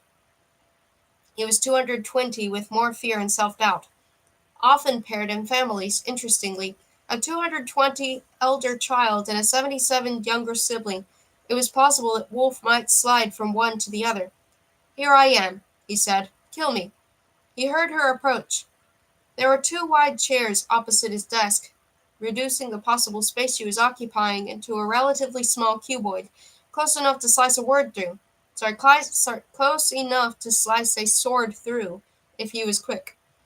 You have no idea how much I want the seats. I know it's bad form to say that I want, but I do. I want it so much. He could hear her breathing, very close now. He could sorry. He could probably reach across the desk and touch her. He pulled air into his lungs, preparing to speak the words that would make her his. Hey, she said. What's that word? When the Japanese guys did something bad, they'd atone by gutting themselves? You know, disembowel themselves? What's that called? He didn't answer. Seppuku, she said. I think that's it. Doubt entered his mind. She was a 77. Yes? I've been planning this a while, Yeats. Consider that. He considered. Kino forset seen Adele. He turned. His hands closed on wood. He drew the blade from his scabbard. Scream! This was to locate her, to provide a signal that he had analyzed her correctly. He lunged across the desk and swept the blade horizontally. It cut nothing but air, and he overbalanced. Not even close, she said, from somewhere near the doorway. He steadied himself, bringing up the blade. How foolish.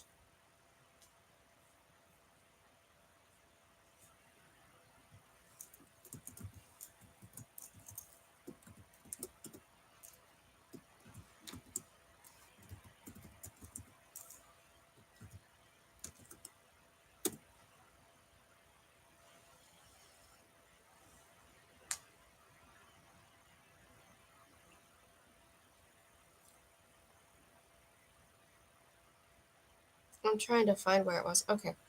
He was disappointed in himself. It was that garbage about her name, Wolf, now. The purest bullcrap, he'd bought it. She was Emily, of course. She would always be. He moved around the desk towards the sound of her voice, holding the blade flat, prepared for a stroke. He thought he heard something and jabbed speculatively. He turned in a slow half circle. This way, she said from the corridor. He felt his way to the doorway. In the corridor were strange whisperings. The vents? He felt surrounded. She had plans for him, apparently. There are people here. Her voice floated ahead of him, just so you know. He took 2 steps and stumbled over a chair. He felt the toe of his right shoe bend in a way that suggested a permanent crease and felt grief.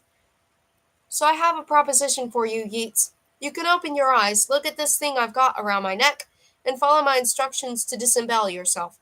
This way nobody gets killed but you. Or you can stand there, swinging that oversized butter knife that I send your people against you. What do you say? He ran at her. Someone grabbed his arms. He slashed the blade at his aggressor, and there was a gasp and the hands fell back. He thrust the sword out again and felt it puncture something. Weight pulled at the blade, and he retreated before he could lose it. Something thumped against the carpet. Congratulations, Wolf said. You killed your secretary. He swiveled toward her, voice panting. The corridor was full of people. He could sense them. They were standing silently, waiting for his approach. To reach her, he would need to kill them all. So, no surprise, she said. I don't know what I was expecting. She was still a 220. She had practiced her defense. But he could find a way in. There was always something, a hidden desire or a secret shame. With that, he could unravel her. He explored air with a sword tip. You were never going to be one of us. Eliot thought you could learn to discipline yourself, but the idea was laughable. You could never learn to discipline your excesses.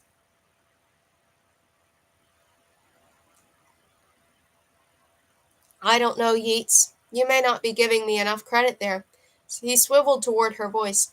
Do you really think you can hide your mind from me? He swung the blade. The tip glanced against something, and he scrambled forward, slipping and sliding, got the blade into something, and pushed. Yek, said Emily. That was Frost.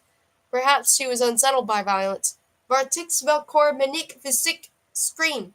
There was a pause. No screaming. So you figured out I haven't really changed. Congratulations. Not going to help you. I can practically feel your emotions, he said. You radiate them. Tell me something, Emily. Why do you want me dead so much? Isn't it obvious? I think it's because you need to blame me. You need to believe that what you did at Broken Hill was my fault. It was. But a part of you knows the truth, that if you had tried harder, you could have stopped it. GD it, Yeats, you're persistent. I'll give you that. But I didn't come here to listen to this. I was going to make you apologize of your own free will. But you know what? Open your eyes. You could tell yourself you had no choice, but you don't believe it. That is why you desire me dead. You hope to kill a part of yourself. Grab him, she said, to whom he didn't know. Hold him down. Force open his eyes. He raised his sword. Who killed that boy at the academy? Was that me? He was the first to pay for the mistake of loving you with his life, but not the last. Hands plucked at him. He flailed with the sword. Did I make you a killer? Or were you already? Shut up. Vartix Velkormenik was sick. You killed your lover. Scream! Hands gripped him. Vartix Velkormenik was sick. You deserve to be punished. You deserve to die for what you did. Vartix Velkormenik was sick. Scream! You evil bee! A weight of bodies bore him to the ground. Fingers groped at his face. Above this, a thin sound, a keening wall like escaping steam. Vartix Velkormenik was sick, he said. Emily, lie down and sleep. His eyelids were dragged up.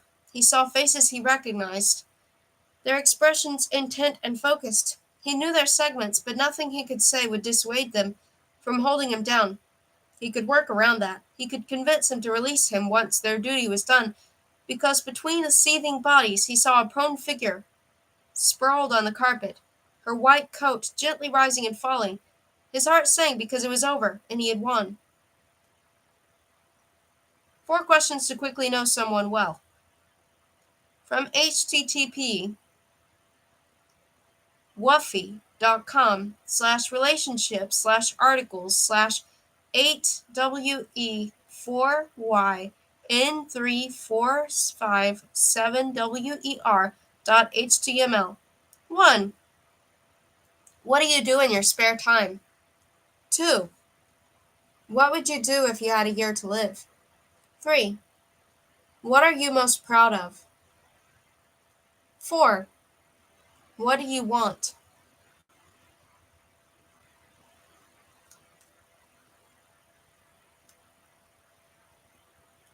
3.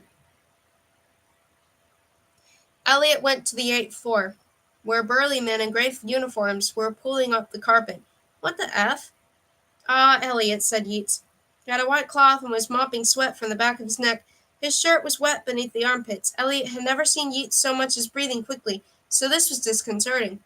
We had a little disturbance. The delegates have scattered. They thought you were about to bomb the place. Really? Said Yeats. It's children's charity. Elliot backed out of his way of a man carrying carpet. The walls were lightly spattered, fine dark droplets like mist. I'm asking you, he said. What the F? Wolf came back. He said nothing because surely this was a joke. Look, Yeats said, indicating a dark patch on the carpet.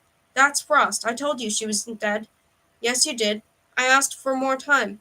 She killed Frost? Essentially, said Yeats. A few others, too. How did she do that? Yeats continued patting his neck with the cloth. There was something odd in his manner, a kind of satisfaction which Elliot didn't understand. Maintenance workers came forward, wanting to get out the carpet on which he was standing. Get out, Elliot said, all of you. The men looked questioningly at Yeats, who didn't respond. The men slunk away, leaving the aroma of cigarettes and carpet glue. Did she have it? Yes, she had the word. Just as you predicted, Yeats said. I should have listened to you. Where is she?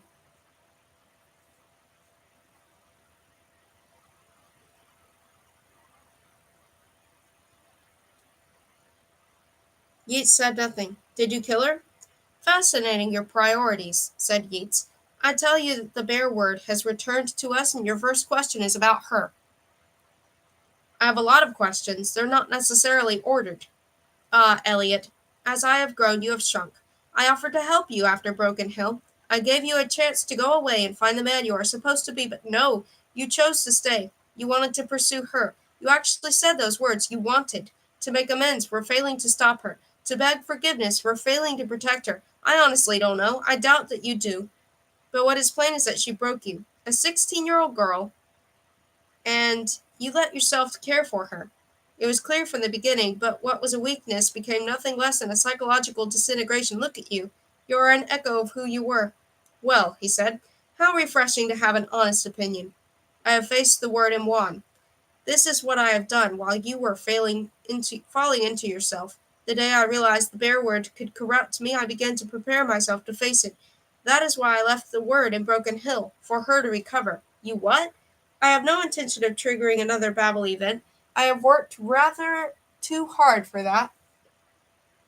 It was only by proving myself worthy of the word that I could trust myself to resist its temptations, and I wished to wield it for such a long time. The thing that I find disappointing about empires, Elliot, is they are so transient. On reflection, it seems that real power would be not to merely rule the world, but to mark it. He shrugged. Perhaps that's just me. You've become effing incomprehensible. Wolf could have killed us all. He shrugged. She didn't. She could have. She set it into a necklace. In order to keep it close, I suppose. Yeats reached into his jacket pocket. Elliot shifted his gaze away. I have it wrapped, Elliot. He looked. Whatever it was lay beneath the white cloth. That you think I made a bare word to compromise you is adorable. Yeats said, Elliot, in your present state, I would barely need words. Where is Wolf? Downstairs, confined, sleeping. What are you going to do with her? You know what. Elliot, it's time to let go of Wolf. Let me help you. He said nothing. She is a murderer. She killed 3,000 people, in the process of which, incidentally, she managed to inflict the world on herself. Caught her reflection in Broken Hill. An accident, I believe, but she is now under instruction to, and I quote, kill everyone. How far below the surface that lurks, we can only guess. She has been attempting to resist it by channeling her thoughts toward me. But it is a part of her. It will never go away. She is irredeemable, Elliot. She always was. Accept this, and please do it quickly because I have a job for you in Syria. I am not going to help you rule the world. Yes, you are. You don't know me as well as you think. Elliot, said Yeats, if that were true, you wouldn't need to say it. She woke and felt for the necklace, and it was gone. The world was yellowish. It was 6 feet by 8. It was a padded bench seat, which she guessed doubled as a bed. On carpet she recognized a thick gray door with small window in it, obscured by something on the other side. She was in her underwear. Her head felt bruised. No, not her head, something deeper than that. She sat up. She put a hand to her forehead and closed her eyes a moment because things were very, very bad. Time passed. She stood. She paced. She grew thirsty.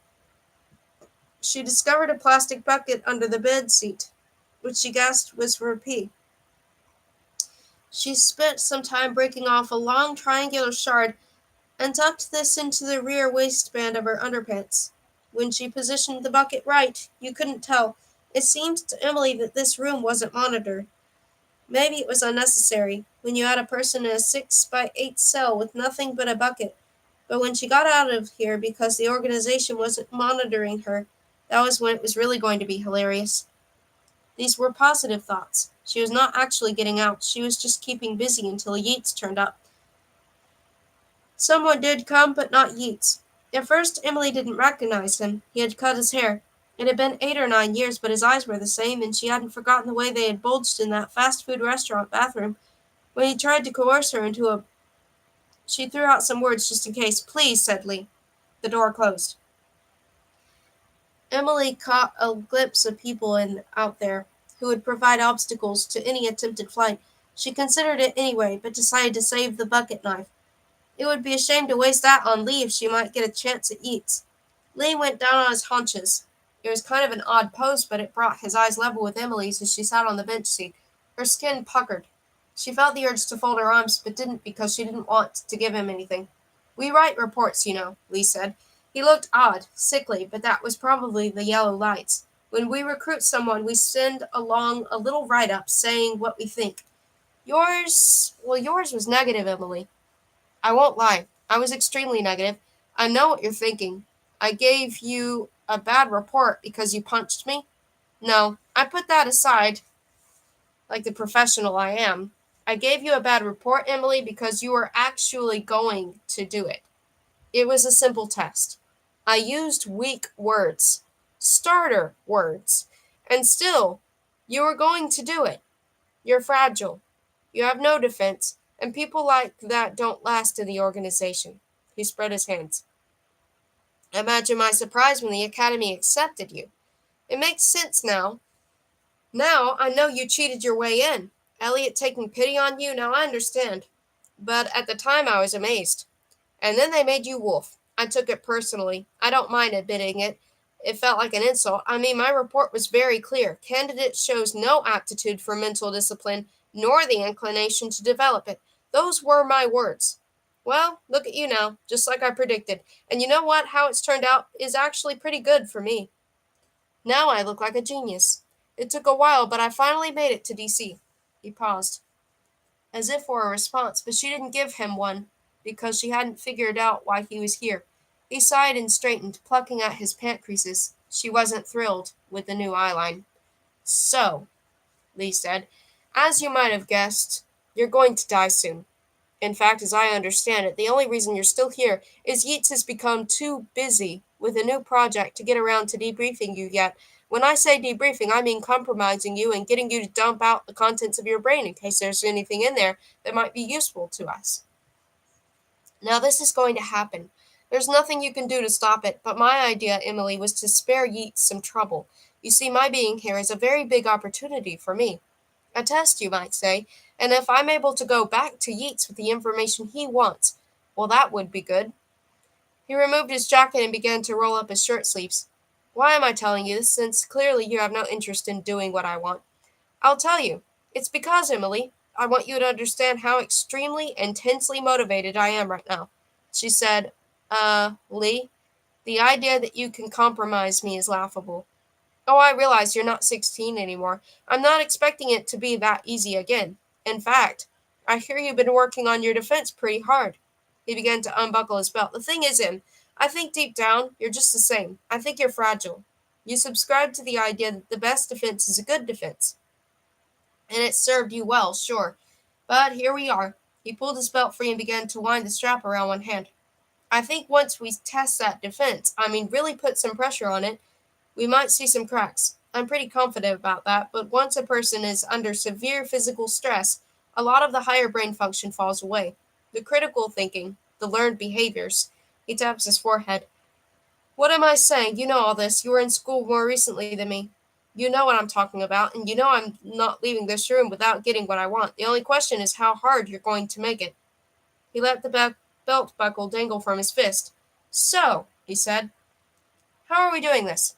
Two large men came in, wearing white uniforms that Emily recognized from labs. They approached her with their hands out like claws. By this time, she was in a pretty crazy place, screaming and waving the bucket knife around, spattered with blood from head to toe. Lee was lying on the floor, quietly pumping out his life through his throat. She swiped at one of the orderlies, shrieking semi-random words, but he caught her wrist and wrapped his arms around her. It felt oddly comforting. They twisted her hands and forced the bucket knife from her fingers and held her down for what felt like hours. Some other people took Lee away. That was the last time anyone visited her who wasn't Yeats. She picked Lee's blood off her, flake by flake. It had dried hard, so this way she was able to clean herself one piece at a time. Maybe clean was the wrong word. It was pretty disgusting, but she kept at it because the alternative was worse. Every flake of Lee that she removed made her feel better.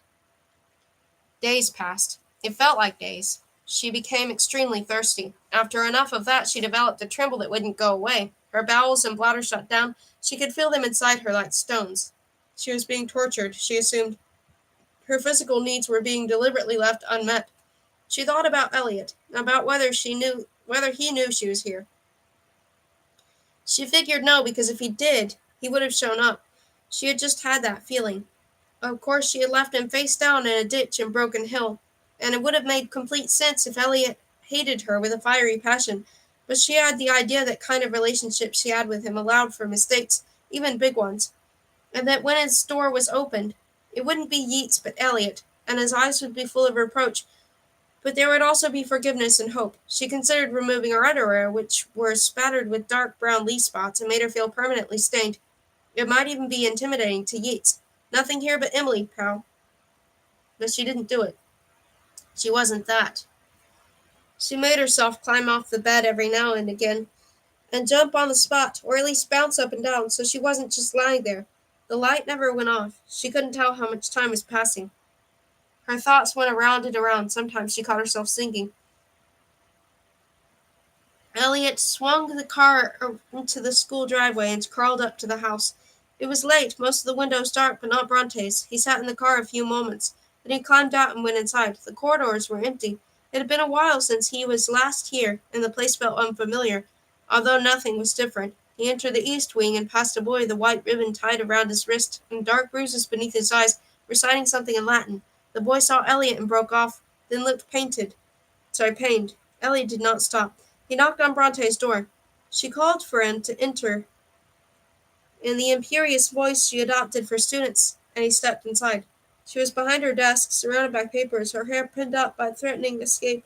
She set down a pen and leaned back in her chair. What fortuitous timing! I was about to start grading papers, she gestured. Will you sit? I'm going to Syria. Oh, she said. When? Now. Tonight. She nodded.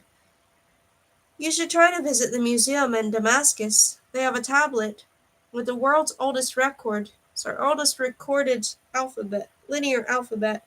It's quite humbling. I want you to come with me. She became very still. I'm not sure what you mean. He looked around the room. Do you remember the watch I had, the digital one, to wake me so that I could get back to my room before dawn? I was terrified of it failing, or sleeping through it. Elliot, please. Atwood knew, he said. She told me as much many years later. Please, said Bronte. We thought we were being clever, carrying on under their noses, and when we had to stop, we thought we did that in secret, too. We did it because we were terrified of being discovered, but they knew. Her eyes glimmered. Why are you saying these things? Are you here to compromise me? No, he said. God, no. Then stop talking. They persuaded us, without saying a word. There was no alternative, Elliot.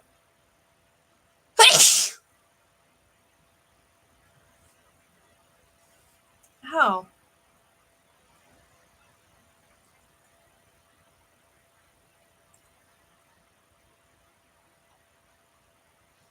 Sorry. There was no alternative, Elliot. I don't believe that anymore. I can't. I'm sorry. It's the truth. I have this idea that it would have been a girl, he said. I don't know why. But I've thought about that for a while. I find it hard to shake. Bronte put her face in her hands. Stop talking.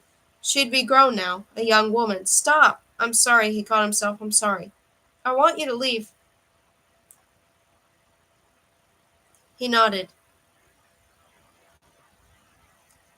He hesitated, almost apologized again, then moved to the door.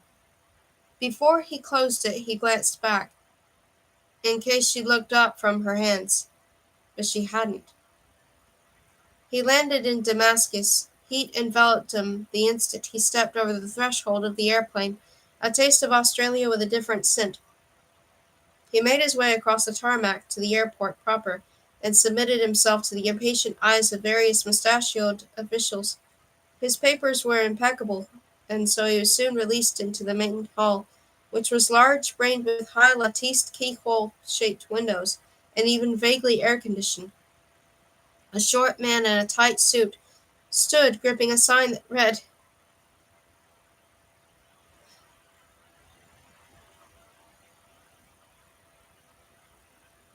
I'm Elliot, he said. You are Hossein? The man nodded, extending his hand in the Western manner. Said Elliot. It's not English. I don't know how to read that. Um The man's hand dropped. His face relaxed. My plane is delayed, Elliot said. It is due in 10 hours. You will wait here for it, and that is what you will believe. He could see the exit. There was no shortage of drivers on the pavement outside, and when Yeats asks you what happened, he said, tell him I retired. Someone entered the room.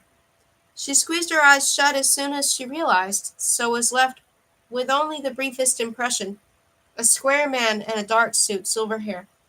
Hello, Emily, Yeats said. She sat up. Her brain felt soft. Lee had been right. It was harder to marshal mental defenses while under physiological stress. She needed to think clearly, but all she wanted was a sandwich. Lee is dead. You assumed, perhaps, but in case you were wondering about the possibility of last-minute medical heroics, no, he died. Another for your collection. I'll stop at one more. No, Yeats said, you won't. I think we both understand this. You are infected with a murderous impulse. You've managed to ameliorate this so far by plotting my demise. If you actually succeeded, well, that would be a problem, wouldn't it? Since you would inevitably begin to kill everyone. I think you must realize this. You must plan to kill me, but you must not do it. Quite the conundrum. She wondered how quickly she could get off the bed and get her hands around Yeats' throat. Probably not very fast, probably to no great effect. Even if she did, she needed to be smarter. This was her chance. She would not get him alone again. She needed her head to stop pounding. Was this a suicide mission? I don't think so. It goes against your character. I think you came here with a plan to kill me in the vaguest hope that you would somehow be redeemed. For you are such an immediate girl. You live from opportunity to opportunity. Does that sound right? Maybe, she thought. She didn't know. She was hungry. She wondered where Elliot was. I'm founding a religion, said Yeats. I use the term religion loosely, but then so does everyone. It's rather a lot of work even with the bare word. And once it's done, that's only the first step, so I won't waste any further time. Here's what's going to happen. You will open your eyes. You will look at the bare word. I will say, forever serve my interests. He loomed closer, a shape she couldn't quite bring into focus. I see from your expression that this is unexpected. You thought you would be killed, a natural assumption, but what I realized, Emily, is that you made yourself useful. You are skilled, resourceful, adaptable, and you have a kill order in your head that will be triggered in the event of my death. You are, in fact, the perfect bodyguard. No, I won't do that. Of course you will. You have no way of stopping it. She bared her teeth, trying to rise from the bed. He was right. She was alone in a cell. She didn't even have a bucket. But there had to be something. There was always something before. As many people as I've enthralled, I don't think I've ever encountered someone who hates me quite as much. Which makes this rather fascinating, Emily, since the brain being what it is, your mind will invent a series of rationalizations to justify why you're choosing to serve me. How far will you bend in order to reach that place? That's what raises my curiosity. I wonder whether the end result will still be able to accurately be called you. I will kill you. Well, he said, you'll want to. Stay back. She thought she heard him reproaching, and threw out her arms. Stay back, you mother effer. I'm not going to grapple with you, Emily. You will open your eyes of your own volition. You will do this because you see there is no alternative. Elliot, she said, I want to see Elliot. I'm afraid Elliot is in Syria. He flew out last night. Tell him I'm here. Oh, Emily, said Yeats. He already knows. She didn't want to believe him, but she couldn't find falsehood in his voice. Elliot, she thought, Elliot, you are my last hope. Open your eyes, please, Yeats said, and she began to shake very badly because she was going to do it. Word. W. A. D. Noun. 1. A single distinct, meaningful unit of language. 2. A basic unit of data in a computer. 3. Something spoken or written, a word of warning. 4. With negative. The smallest amount of something spoken or written, I don't believe a word of it. 5. Conscientious or angry speech. He had words with her. 6. A command, password, or signal. She gave the word to begin. 7. One's account of the truth. Her word against his. 8. A promise or assurance. I give you my word. I'll return. 4. So you left her, Harry said. Elliot rubbed his forehead. His throat was sore. He had been talking for some time. It was taxing because he was recovering from a near-death experience. From outside the window, forces were gathering to kill him. That's what you get from that story that I left? Harry didn't respond. Yes, I left. There was no alternative. There was always an alternative. Well, he said. He felt tired. It didn't feel like it. What then? Yeats sent her after me. I had this crazy idea that I'd be left alone if I went far enough away. That I could start a new life, but she came after me and systematically murdered everyone who was in the way. She's probably compromised. You think that makes a difference? Yes, said Harry, because I can uncompromise her with the bare word. Can't be done. Why not? You can't erase an instruction. Not even with that. You would only create conflicting instructions. Which means what? It's unpredictable. Well, that's effing something. The original instruction won't go anywhere. It could reassert itself at any moment based on situational factors, such as where she is, how she's feeling. Do you want to take that chance when one of the instructions is kill everyone? Yes. Well, you effing can't. A low thrumming began outside. Harry peered out the window at the sky. I love her. He shook his head. You're misremembering. I remember that. Listen to me carefully, Elliot said, because over the last 12 months, I have been highly motivated to figure out exactly what happened at Broken Hill, and as a result, I know for a fact that your movements diverged from hers shortly after she left me face down in a ditch. What I pieced together from this was that she went to you and asked you to leave with her. You said no. This is how I first began to suspect your existence as an outlier, and how I know you didn't love her. You said people are defined by what they want, that it's the most important thing about them, yes? Yes. Then I know who I am. He looked out the window. Well, terrific. That's terrific, Will. I'm so glad you could find your emotional core before your ex-girlfriend murders us. Imagine what would happen if she got her hands on a bear word again. Imagine that. I'll keep it from her. Okay, said Elliot. Well, now we're entering a magical fantasy land because, with all due respect to your newly regained assertiveness, you don't have a hope of keeping her from anything she wants. What's that noise? Choppers. More than one? What do they look like? Why would she do anything to help this guy Yeats? She must be compromised. He's making her chase us, and you say she has to die for it. You think I like it? Yes, I do, because of Charlotte. He looked at the ceiling. Well, he said, maybe you're right. So it doesn't matter. Is it Wolf's choice? Maybe not, but she is what she is. You, right now, are shooting at people for the crime of being compromised. Why is Wolf different? Also, may I add, she wasn't made this way out of nowhere. Yeats sowed that seed in fertile ground. Harry raised his voice over the din of the choppers. Meaning what? Meaning she wiped out Broken Hill. Maybe she was compromised then. You're choosing what you want to believe. I would love to believe that I didn't let 3,000 people die because I couldn't see her for what she was, but I can't.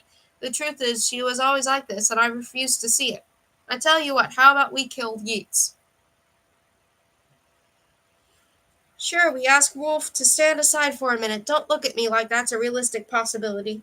She'll defend him to the death, and even if she could be circumvented somehow, Yeats being alive is what keeps Wolf in check. Remove him, and she's left with an instruction to kill everyone. Harry was watching out of the window. The loudness of the choppers seems to have leveled. You want a nightmare scenario? Yeats goes down. Wolf takes the bear word. Yeats cannot die. Not before Wolf.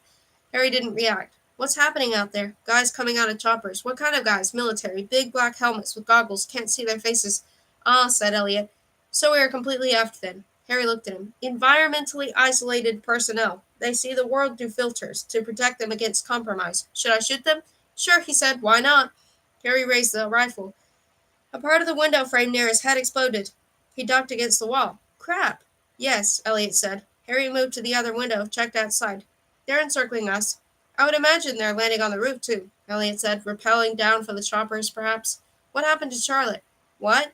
When I met you, you had a buddy, a whole bunch of guys, on that ranch, including Charlotte. How did they get there? Who gives a crap? Elliot said. Honestly, Harry, at this point, who cares? You think they're going to take us alive? Harry rubbed his chin, a gesture Elliot had seen before. Under the mattress. What? I got you a pistol from the armory. It's under the mattress. Elliot stared at him. You want to maybe get it out? I want to shoot you with it, if it would make any difference.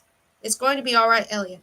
No, said Elliot. These guys are going to kill us while Wolf watches from a distance. Sometime later, an unimaginable number of people are going to devote their lives to shifting dirt, because Yeats has developed a hankering to dig a very deep hole in one place and pile it up in another. That's how it's going to be, you stupid a-hole. Those guys on the ranch?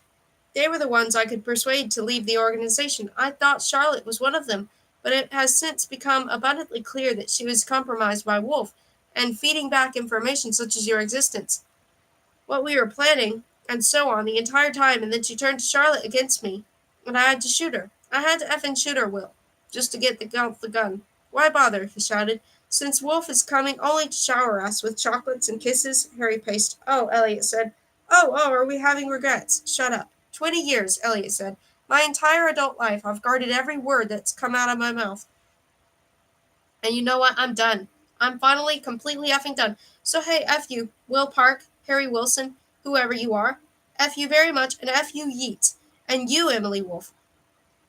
F you the most of all. He threw back the blanket. He slid a band beneath the mattress and found metal. Let's go! His body hurt everywhere, but his mind was soaring. Here we go, ayo, diddle diddle. Emily came out of the chopper and jogged to the shelter of a falling down building that had come once solid wire, apparently. She had forgotten about stores like this, shops, she meant, shops that only sold one thing, which you could not conceive of wanting. You could live a lifetime in D.C. and never see a wire store. If you wanted wire, you would go to a warehouse-style hypermarket, and it would be one shelf in aisle 12, but here it was a whole shop. You went in and asked for some wire because the ruse had knocked down a section of your side paddock fence again, and you would have a conversation about it. She hadn't wanted to come back to Broken Hill. She had been operating for a while now as a compartmentalized person, putting different pieces of herself in different places, and she didn't know what Broken Hill would do to that. But she was here because she didn't get to make choices about that kind of thing anymore and had to do the best she could. One part of her, one part of compartments, was glad. It thought she was coming home. The rest was pretty freaked out. We're deploying, said Plath. Plath was running around with a headset that wouldn't stay put, talking to security guys. Emily was not very happy with Plath. She had crossed paths with Plath a few times, and each time Plath was more neurotic. There was something wild and jumpy in her eyes that Emily did not trust, and so Plath had come on board shortly after the terrible failed attempt to corner Elliot and his outlier at the Portland airport, during which the poet Rain had died, and although Plath hadn't said anything, Emily knew. She viewed that incident as a shameful F-up on Emily's part. It's so hot, Plath began to extract herself from her jacket. Emily was not wearing a jacket because it had been obvious in advance that the desert would be hot, like an oven. Yes, she watched Plath get her jacket entangled up in her headset. I'll call Yeats. Tell him we've landed. No, he has to be kept up to... Don't call Yeats, Emily said. She was still in charge. She was still the best in the organization at hunt and kill. We need a command center, said a man. His voice was machine-modulated, coming out of a helmet. His name was Masters. He was in control of the soldiers. Currently, Masters had EEIPs spreading through Broken Hill like a toxic spill, establishing perimeters, getting fixes, whatever else it was they did. It was to help her neutralize Elliot, but she didn't like it, being around people she couldn't compromise. She remembered a burger place. It was a good distance from the hospital, close enough to coordinate the action, but also close that Elliot was likely to be able to sneak up and shoot her. She had eaten there alone sometimes, other times not, but she wasn't thinking about that. Harry was trying to surface in her brain, but she was not going to let him. That point was, it was a good location. I know somewhere. A small squad swept the burger place while she and Plath stood outside, shielding their faces from the sun. A chopper passed overhead, whipping up hot, stinging sand. Ugh, said Plath, this place. A soldier opened the rear door and gestured. She passed through a small kitchen where a dark skillet lay under a layer of dust. Utensils dangled from overhead racks, surprisingly bright. Then she was in the serving area, passing familiar tables. There were no bodies. Maybe the soldiers had removed them. Plath hung back for some reason, but Emily moved to the front of the store. There were dark shapes outside, hard to see through the dirty plate glass, and she approached with some trepidation. Outdoor tables, a ragged umbrella, still further down the street. She didn't look for detail, but could see the shape of the hospital. Somewhere inside were Elliot and his outlier. Her phone rang. She pulled it out. I hear you're in Broken Hill, said Yeats. Yes, she looked at Plath, the snitch. I find myself wondering why Elliot would go there, of all places. Well, my guess is to get the word, she said. The outlier can just pick it up. There was silence. Hello? I'm sorry, I was rendered speechless a moment just then. The bear word, she said. It's in the emergency room. I have the bear word. You have the copy I made. The original is still here. How useful it would have been to have this information before this moment. Oh, she said. I'm sorry. She had known that in one of her compartments. You will kill Elliot, Yeats said. And the outlier, and for that matter, anyone else Elliot has managed to conjure up who doesn't work directly for me. You will then cordon off the hospital until I arrive. Is this clear? Yes, in her head, she added, you jerk. She did this sometimes. It was a kind of game. I really am vexed by this outlier business. I have felt decidedly uncomfortable knowing that one exists. It is a most unwelcome distraction to my work. I can imagine, you jerk. Call me when Elliot's dead, he said. I won't set foot in Broken Hill until then. Oh, and Emily, at some point, you will fill me on exactly how you managed to copy an object you can't look at. I will do that, she said. The phone clicked. Her jaw worked, and for a moment she thought she was actually going to say it, but she only made a little grunt, yeah, and glanced at Platt. But no one seemed to have noticed, so that was okay. In the beginning, she hadn't even been able to think it. Perhaps eventually she would be able to say the words to his face, Hey, Yeats, you're a jerk. It was a fun idea. Implausible, most likely. This was as far as it could go, a mental game. She would see. For now, the important thing was that a part of her was still her.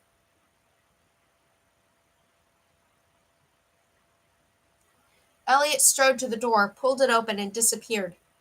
This happened so much more quickly than Harry expected because until a few moments ago, Elliot had looked very much like a guy recovering from a near-fatal gunshot wound.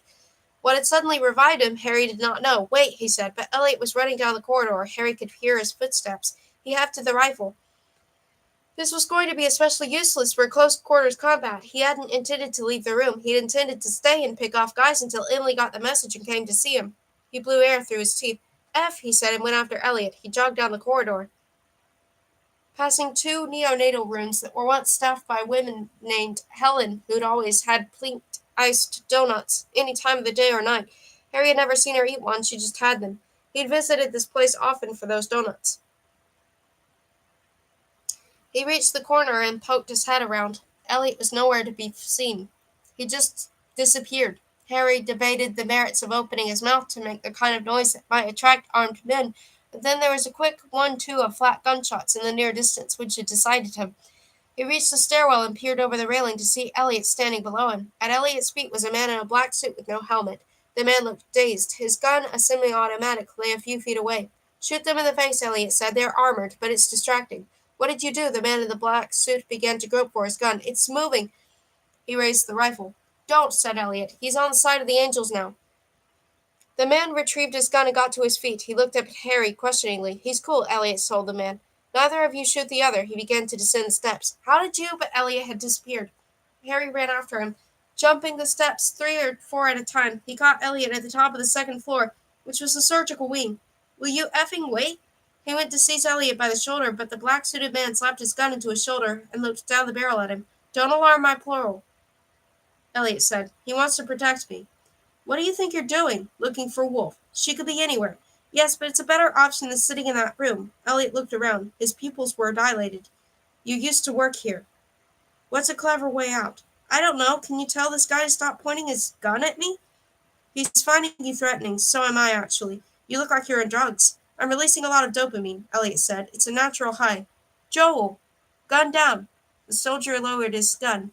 He looked at Harry with baleful eyes. How about a laundry chute? What? A chute, Elliot said. Then we slide down to a basement or some such. No, they don't work like that. This is a hospital. We'd lose children down there. What then? I don't know. Think, Elliot said. You must have lost a few patients. People who snuck out somehow. It's not Fort Knox. No one. Okay, one time a guy broke into a storage room by climbing onto the roof of the building next door. We might be able to. Yes, that. Elliot looked at the soldier. Go cause a distraction, shoot at nothing. Report false information, things like that. The man nodded and began to jog down the stairs. This storage room, then. How did you compromise that guy? I know him. I used to work for the organization, you know. Storage room. He led Elliot through the double doors. He had never liked coming here. It was the surgeons. He'd never been completely sure if they really gave a crap. They seemed to enjoy challenges more than other people. So, you what, shot him in the face, pulled off his helmet, and used words? Correct, Elliot said. He reached the storage room and tried the handle. No one had been by in the last year or so to unlock it, apparently, but he knew there the key was kept. He jogged down the corridor, pulled open the second drawer in the nurse's station, and found it among paper clips and rubber bands. When he returned, Elliot was tugging at the door. Quick, Elliot said. I am being quick. Quicker. He pulled open the door. He was finding the new Elliot unsettling.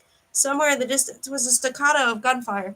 They waited, but it wasn't repeated. Joel, said Elliot fondly. They entered the storeroom. The window had been fitted with new locks since the intruder, but they wouldn't be much of an impediment from this side. He peered through the glass. A short climb down to a secluded part of the roof, then a short run and leap to the roof of the pharmacy next door. He did not see any soldiers. The real problem is finding Wolf, Elliot murmured in his ear. Harry flinched. He hadn't heard him approach. Elliot looked at him. Where is she, do you think? Can you take a step back? I think you know. He tapped Harry's forehead. Don't effing touch my head. He began to wrestle the window out of his frame. This place, Elliot said, it brought you back to yourself. Maybe it's having a similar effect on her. And you know her, so tell me, where is she? That plan you had before about getting out of Broken Hill, I'm coming around on that. Where? Elliot said. He tossed the frame to the floor and climbed up on the shelves. The window was narrow, but he managed to work the rifle through it and dropped to the rooftop 6 feet below. He crouched against the wall until Elliot dropped beside him. Elliot looked around. This was a good idea. He rose and ran to the edge of the roof, leaped across the gap, and landed on the tin roof of the pharmacy. Harry saw his head turn left, right. Then he stopped moving. Harry froze. Elliot crept back toward the edge, peered over, and dropped out of sight. Harry ran after him. Halfway there, he heard Elliot bark out words in a strange guttural tongue. When he reached the edge, he saw Elliot in the alley, standing over another helmet-free soldier. This one was bald. He tossed the rifle down and lowered himself over the edge. I'm starting to feel like you don't even need me. Oh, I do, said Elliot. I don't know where she is. He looked at the pharmacy. She's not in there. I don't remember her ever going in there. Elliot, what? You're staring at nothing. Oh, said Elliot. I was thinking about earplugs. Is that... That sounds like a great idea. It's great against verbal compromise. It's not so great for hearing someone coming up right behind you with a gun, so there's a trade-off. Right. I'd rather be shot than compromised, though. He looked at Harry. Shoot me if she managed to compromise me. Did I already say that? No. Well, do. I'm serious. The bald man said, We're on the third floor. We know you're not there. Thank you, Max, said Elliot. Harry, where is she? How the F should I know? Think. He looked around. If he were Emily, where would he go? Somewhere near the hospital. There was a cafe on the other side of the block, but Emily had never liked it. She said it smelled like men. She'd usually gone to the burger joint farther down. That was actually where they'd first met, outside of her being a patient, that was. She'd been eating, and Harry had walked by with some girl, whomever he was seeing at the time, and she'd called out. He remembered thinking she was a nuisance, or she was a nutcase. Why had he thought that? The card. She'd sent him a card with something crazy written on it, to my hero, or you saved my life, something like that. But then they'd spoken, and she hadn't seemed crazy. There had been something about her, something bright, to which he'd responded. You think of something, Elliot said. I see it on your face. He shook his head. Don't hold out on me. Elliot leaned closer. Come on now, Harry. You're creepy as hell right now. This state is temporary. I need to make the most of it. Come down is going to be a B. I'll make you a deal. Oh, yes. I might know where she is, but if I tell you, I go in first. I get to talk to her. If it goes badly, fine. You do what you have to do, but I get 5 minutes. Deal. Elliot stuck out his hand. He hesitated, suspicious. You don't mean that. What do you want me to say? Elliot shouted. You're confronting the futility of your own proposition. Shoot that guy. This part was directed to the bald soldier, who dropped to one knee and raised the semi-automatic. Harry turned in time to see a pair of dark-suited figures at the end of the alley. Elliot grabbed his arm, and then they were running. It's the burger place, Harry panted. Right, circle around the block. They rounded the corner. 5 minutes, promise me. Okay, Elliot said. Fine. He stopped, eyes widening at something on Harry's gun. Whoa, crap, F, what? He said. He couldn't see the problem and looked at Elliot, and Elliot's pistol butt was moving very quickly toward his face. That was all he knew. The soldiers went in, and there was a problem. Emily could tell because at first Masters emitted updates at intervals of 15 seconds. Who was where, doing what, and for how long they were expected to do it. A non-stop cataloging of physical facts that he seemed to enjoy on a deep sexual level, then for no reason a whole minute by with no updates at all. This manifested in Blythe as a series of increasingly dramatic hair corrections, and finally a question, and Master turned his goggles toward her and said in his machine voice, We're trying to fix target location. I thought you had target location, Plath said. Masters did not hear her. Did we not start with target location? Elliot is slippery, Emily said. We are not having another Portland. Plath directed this at Masters, but what Masters thought of it was unknowable. Emily kind of hoped Masters would become so peed off with Plath that he would unsnag one of what had to be 5 or 6 different weapons strapped to various parts of his body and do something unspeakable with it. Yeets, she thought. As she did at times like this, you jerk. She rose from the table. The front glass was very dirty, but she could see through it. A chopper was hovering above the hospital, but aside from this, nothing seemed to be happening. We're regrouping, said Masters. We may have a new fix. You get a fix, said Plath. You get a effing fix right this second, or you'll regret it for the rest of your life. Her face was flushed. Globules of sweat formed a neat line along her hairline. She was displaying an awful lot of emotion for a poet, which made Emily think that Plath had reason to believe the consequences for failure were particularly terrible. She kept watching the road. She needed to think like Elliot. She knew him better than most. She could imagine Elliot skulking around there, sniffing around. That's what he'd be thinking about. No escape. He would be coming for her. A black-suited soldier emerged from the crossroad and jogged toward the burger place. Who is this guy? She said. Nobody answered, so she tried again. Who the F is this effing guy? Plath came up beside her. Speaking for myself, I don't mind adding a little manpower to this location. Masters said, we're withdrawing our zones. This sounded like bullcrap to Emily because if her current location had become part of Masters' operational zone, that would have been something he would have mentioned. Soldiers moving locations. That was all he talked about. She eyed the approaching guy. Oh, she said. That's Elliot.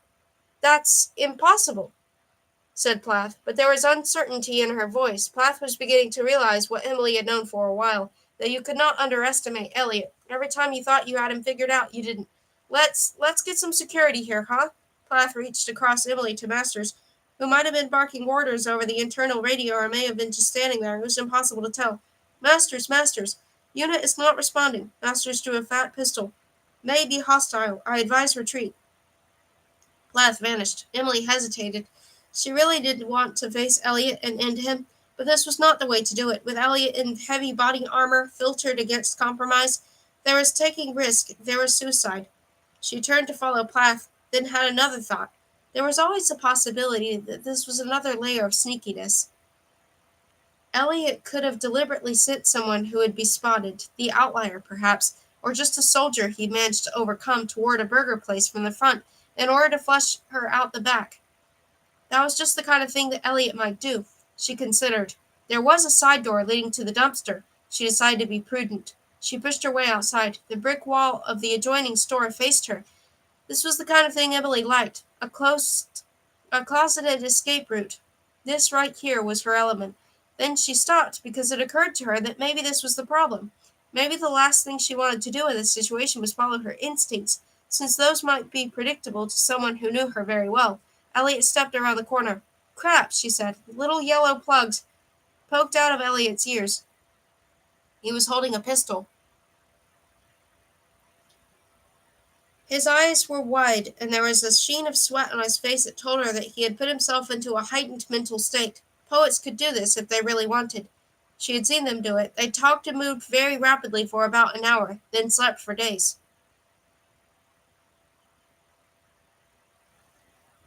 Gotcha, said Elliot. She held up her hands. She wanted to speak, but it seemed like if she opened her mouth, he would shoot her. He would shoot her anyway, of course. That was why he was here. They faced each other a moment. Maybe some guys would come through the door and take care of Elliot. That would be super handy. Elliot wiggled the plugs out of his ears with his free hand. I had to render the outlier unconscious. He couldn't be trusted. Okay, she said.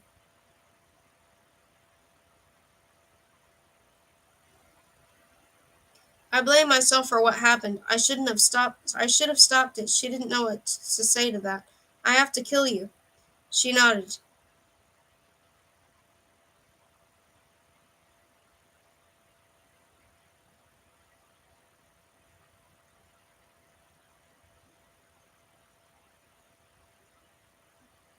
It had been like this for a while. His fingers flexed on the pistol. I'm sorry I didn't teach you better. His expression was very strange. Elliot, she said, you have to stop. Elliot. There were soldiers approaching. She could feel them. This idea was distressing in a way it hadn't been a few moments ago. I made mistakes, he said. Around her, soldiers boiled out of the air like ants. There was a great deal of noise, and Elliot could have shot her, but he didn't. And he fell down and died. After this, she felt strange. People came and went, soldiers and poets, and sometimes they stopped to speak to her, but she didn't hear them. When they began to package Elliot, she walked to the front of the burger place and sat at a table. Occasionally someone walked by, but for the most part, she was alone. She began to cry. She didn't understand why, because she had wanted Elliot dead. She had wanted that very clearly, but there was grief coming out of her anyway. spilling from her compartments, and she was reminded that not all of her wants were hers. A shadow fell beside her. She looked up to see who was stupid enough to disturb her in this moment, and she saw Yeats. He righted a fallen chair and composed himself into it. He was wearing a beautiful dark gray suit, and his hair looked fresh and bright. He was wearing sunglasses, but he removed those and set them on the table, and behind them his eyes were flat. "Oh," she said. She felt stupid. Of course Yeats was here. She should have realized that. "Congratulations." He surveyed the line of dust-blown buildings across the road. "You see now why I wanted you, specifically on Elliot." She didn't reply. "Persuasion stems from understanding. We compel others by learning who they are, and turning it against them. All this, the chasing and guns," he gestured vaguely. "These are details. What Elliot could not escape is the fact that I understood him better than he understood himself." Plath hovered at the edge of Emily's senses. Yeats said, "A glass of water, please. Let's make it two." Once Plath had gone, Yeats shrugged his jacket and passed it to Masters, who was standing like he was planted there. "I have been visiting delegates. Not all of them agree with my new direction for the organization. Some tried to move against me. Expected, of course. Futile, since I understand them. We attempt to conceal ourselves, Emily, but the truth is we do not entirely want to be concealed. We want to be found. Every poet sooner or later discovers this, that within perfect walls there is nothing worth protecting. There is, in fact, nothing. And so we exchange privacy for intimacy. We gamble with it, hoping that by exposing ourselves someone will find a way in. This is why the human animal will always be vulnerable, because it wants to be." Plath arrived with two glasses, a kind Emily recognized from years before, and set them on the table. "I feel bad about Elliot." "Yes, well," said Yeats, "some kind of suppressed emotional overflow, I would imagine, and I'm remembering things." "Oh, such as?" "I came out of the ER through that door," she pointed. "I went that way. People were killing each other because of the word. Harry came after me. He knew what I'd done, but he saved me anyway." "I'm not sure why you're telling me this," said Yeats. "It's irrelevant. I'm not talking to you." A figure was walking toward them, coming from the direction of the hospital. In the heat haze, it could have been anyone, but she had a feeling. "Harry," she said. Harry peered over the edge of the roof at the street below. His head dropped. Elliot had hit him. He had frowned at something on Harry's rifle, and Harry had looked to see what, and had woken up slumped in the doorway. Now Elliot was gone, and Harry was on the roof of a furniture store, trying to see what was going on. A few minutes ago, a soldier had walked toward the burger place, then another emerged from the front door and approached with his pistol drawn. It seemed like they were going to have a confrontation, but they stopped at 3 feet separation and stood there as if communicating telepathically. Then they both ran back to the burger place, and plenty more soldiers appeared, and there was gunfire. Eventually, a young woman emerged and sat down at the table. He stared because the woman was Emily. He had begun to doubt that a little because of Elliot, whether she was still the same, but now everything was clear. He wriggled back from the rooftop. It was always this way. The more people talked, the more they obscured. You didn't need to argue for the truth. You could see it. He had almost forgotten that. He grabbed the rifle and went to get Emily. Yeats turned to look at the figure approaching them out of the heat haze. "Who?" "The outlier, could be," said Plath, peering out from the raised hand. The figure's arms were extended from his sides. He was wearing jeans and a t-shirt. "Will Park looks unarmed." "Well, how about we shoot him?" "On it," said Masters. He gestured, and two soldiers stepped onto the road. "We know Park," said Plath. "He's indecisive, untrained with weapons. He's a carpenter." "Emily, you appear anxious," said Yeats. "Is there something I should know?" "Yes, tell me." "I thought Harry died, but he didn't. I just made myself believe that." Plath said, "Who's Harry?" "Her lover," said Yeats, "of some time ago." "He's the outlier?" She nodded. Yeats drummed his fingers on the table. "This changes nothing." They watched the soldiers fan out. Harry began to slow. She could see his face. "Wait," said Yeats. "I'm missing something, aren't I?" She had to answer. "Yes. What am I missing?" He clicked his fingers at someone behind her. "You too." A poet, Rosenberg, a young guy with longish hair, stepped onto the road, heading after the soldiers. "Emily?" "Two things." "Name them. I am instructing you to name them." "I don't think you've been in love. Not recently, anyway. I'm not sure you remember what it's like. It compromises you. It takes over your body. Like a bear word." "I think love is a bear word." "That's the first thing." Yeats didn't react. If anything, he seemed baffled. "The second thing is, I wouldn't characterize Harry as indecisive and untrained with weapons." Plath said, "Perhaps we should move inside." Yes, Yeats said, quite. He smoothed his pants and began to rise from the table. Then he stopped because Emily had seized him by the tie. Also, she said, you are a jerk. He walked toward the burger place until soldiers moved onto the road to intercept him. Then he changed course for the real estate office. He clambered through a space that had held once a plate glass window, collected the rifle from where he left it on the counter, and jogged toward the back offices. He'd been here a few times when dating Melissa, the real estate agent, enough to know the layout anyway. He took position in Melissa's office and waited. A few minutes later, a soldier shuffled in. Harry waited until the second appeared, then put a bullet into his faceplate. Both men vanished like smoke. He pulled the bolt, reloading as he jogged out into the corridor. He went right instead of left, eavesed opened the rear door, and then was in sunshine. He trotted around the side of the building to the air-con vents and peered through. The second soldier was moving away from him in a crouch. He raised the rifle and shot him in the back of the head. When he re-entered the building, he was surprised to find both guys still alive. He wouldn't have credited a helmet with being able to stop a high-powered .28, but he guessed that momentum had to go somewhere. One of the soldiers had pulled off his helmet and was vomiting down his chest. The other was crawling weakly toward the front door. He raised a rifle. The helmetless soldier raised a hand. Harry shot him. He walked around to the other one, reloading the rifle. A man unexpectedly appeared outside the window, a young guy in a cheap suit and tie, stringing together nonsense words, and Harry shot him through the window. He looked back. The crawling soldier had stopped crawling. He reloaded the rifle. He could hear a chopper approaching. Soldiers would be coming from both sides, he guessed. They would be jogging slowly, like these two guys, since they were encased in 40-pound armored ovens. They had been lumbering around in the noonday sun for about an hour. He couldn't really imagine what that was like. He had seen people drop dead out there, trying to do too much. They had the idea that the worst the sun could do was make them uncomfortable. They applied their sunscreen to their hats and headed out and just fell over. He went into the bathroom and slid open the window. There was a low fence offering cover to the adjoining building, and from there he thought he could make his way unseen to pretty much anywhere he wanted. He climbed out the window and began to crawl. Yeats' eyes widened across the table. She had never seen him look shocked before. She had never really seen him look anything. "Release me," he said. "You release me," she said, although that was just to fill time. There was only one way she could ever be free of Yeats, and she was going to have to make that happen herself.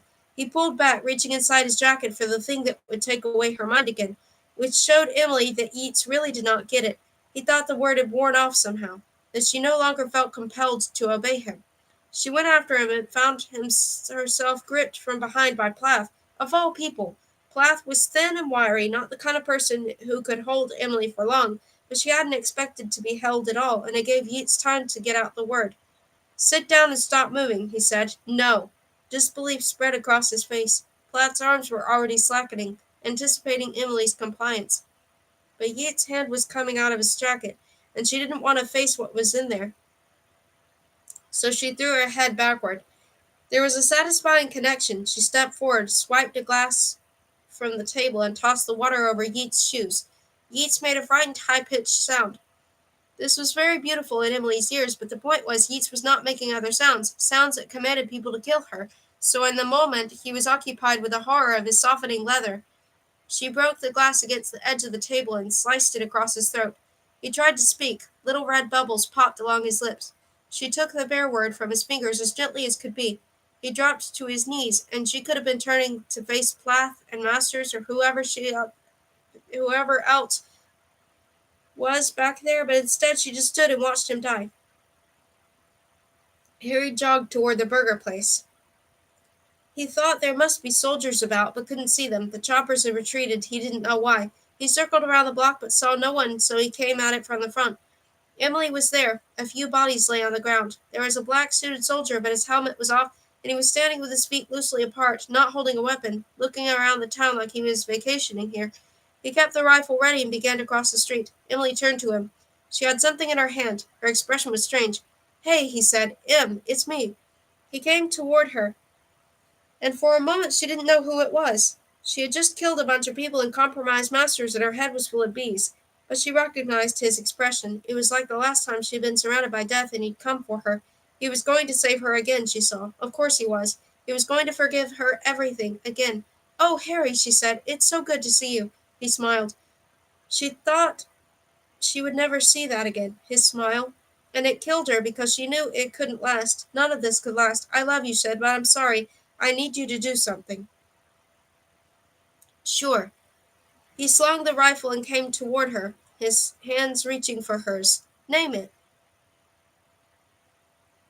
"Kick kak if kiksu zku," she said. "Shoot me." Broken Hill to remain sealed. The Sydney Morning Herald, volume 183, issue 217, page 14. A government body charged with reviewing the toxicity of Broken Hill, site of 2011 disaster that killed more than 3,000 people, has recommended that the town remain fenced off for an indeterminate time. The review was triggered by photographs last summer of what appear to be two large helicopters hovering over the town. This fueled long-running local speculation that the town was not uninhabitable, with conspiracy theories proclaiming the town as home to everything from a secret mafia treasure trove to government military programs. The review, which published a 300-page report today, should hose down such talk, with scientists finding critically high levels of methyl isocarbonate still present in the soil. "As much as I enjoy a good story, it would be highly dangerous to start thinking it's okay to have a look at Broken Hill," said spokesperson Henry Lawson. "Town is, unfortunately, a grim reminder of what can happen when people and businesses operate without proper oversight. Broken Hill remains the site of one of the world's most environmental disasters."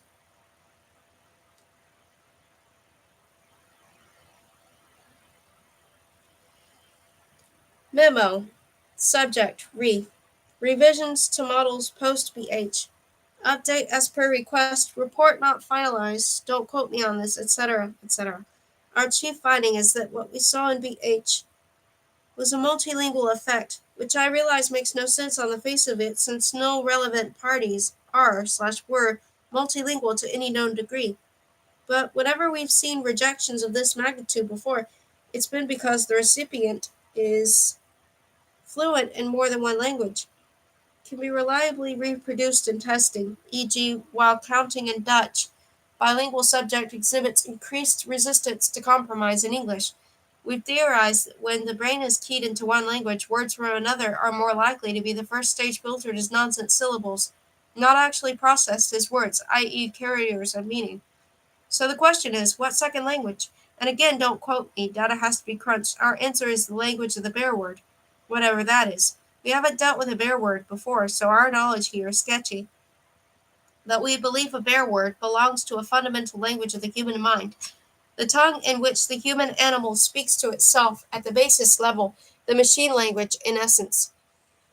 We're still not clear on exactly what relationship existed between V. Wolf and the outlier Harry Wilson, some kind of love affair? But we accept that upon discovering he was alive, she shifted into a primitive, animalistic state. Mentally, she was operating in that underlying language, feeling desire as a bear word. As we know, when a subject experiences conflict from instructions of roughly equal compulsive power, results are situationally dependent, i.e., unpredictable.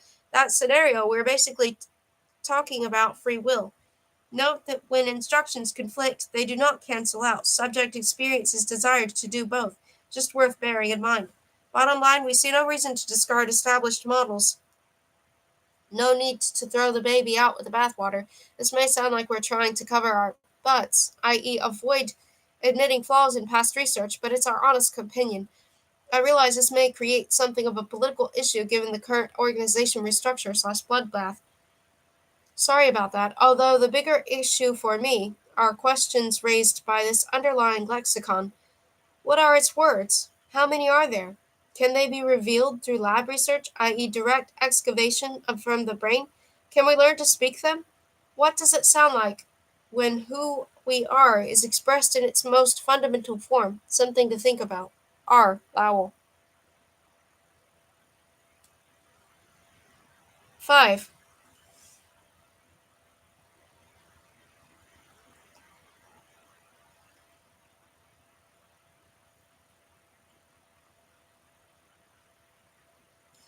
He rose at 4 and pulled on his pants and boots and jacket. The house was cold as glass, and he tried to coax life out of the remnants of fireplace, but there was nothing there. He tucked his hands into his armpits and went outside. The air was frigid, the sky an open box with no real hint of sunlight outside.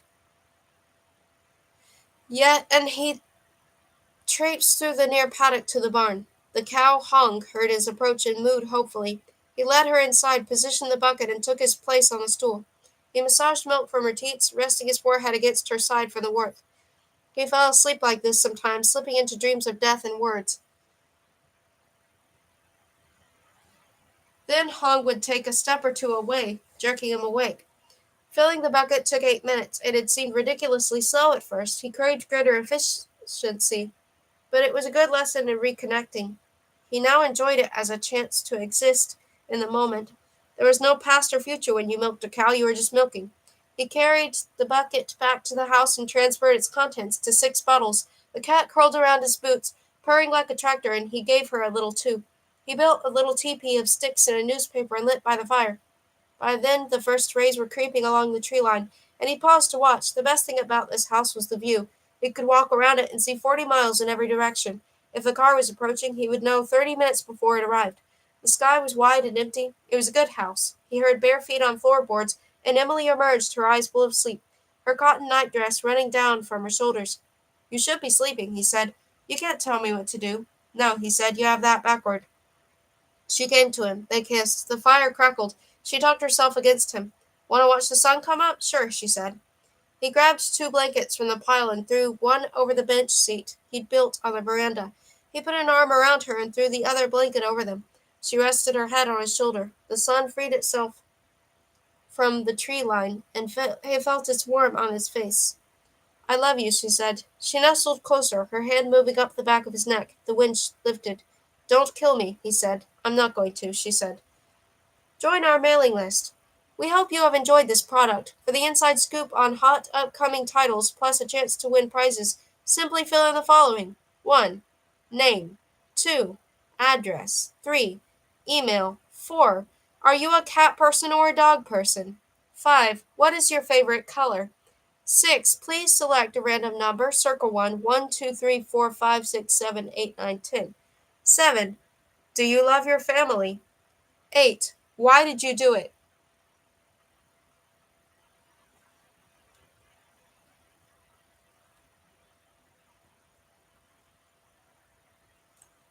That's the last of the book.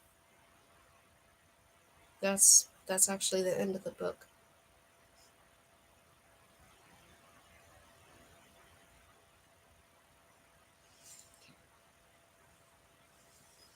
Okay, thank you for listening to Lexicon.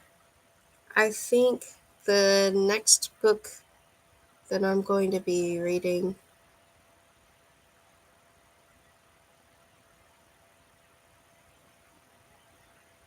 I'll have to look at the poll results to determine that again. But thank you for being here. Thank you for listening. I hope you enjoyed Lexicon.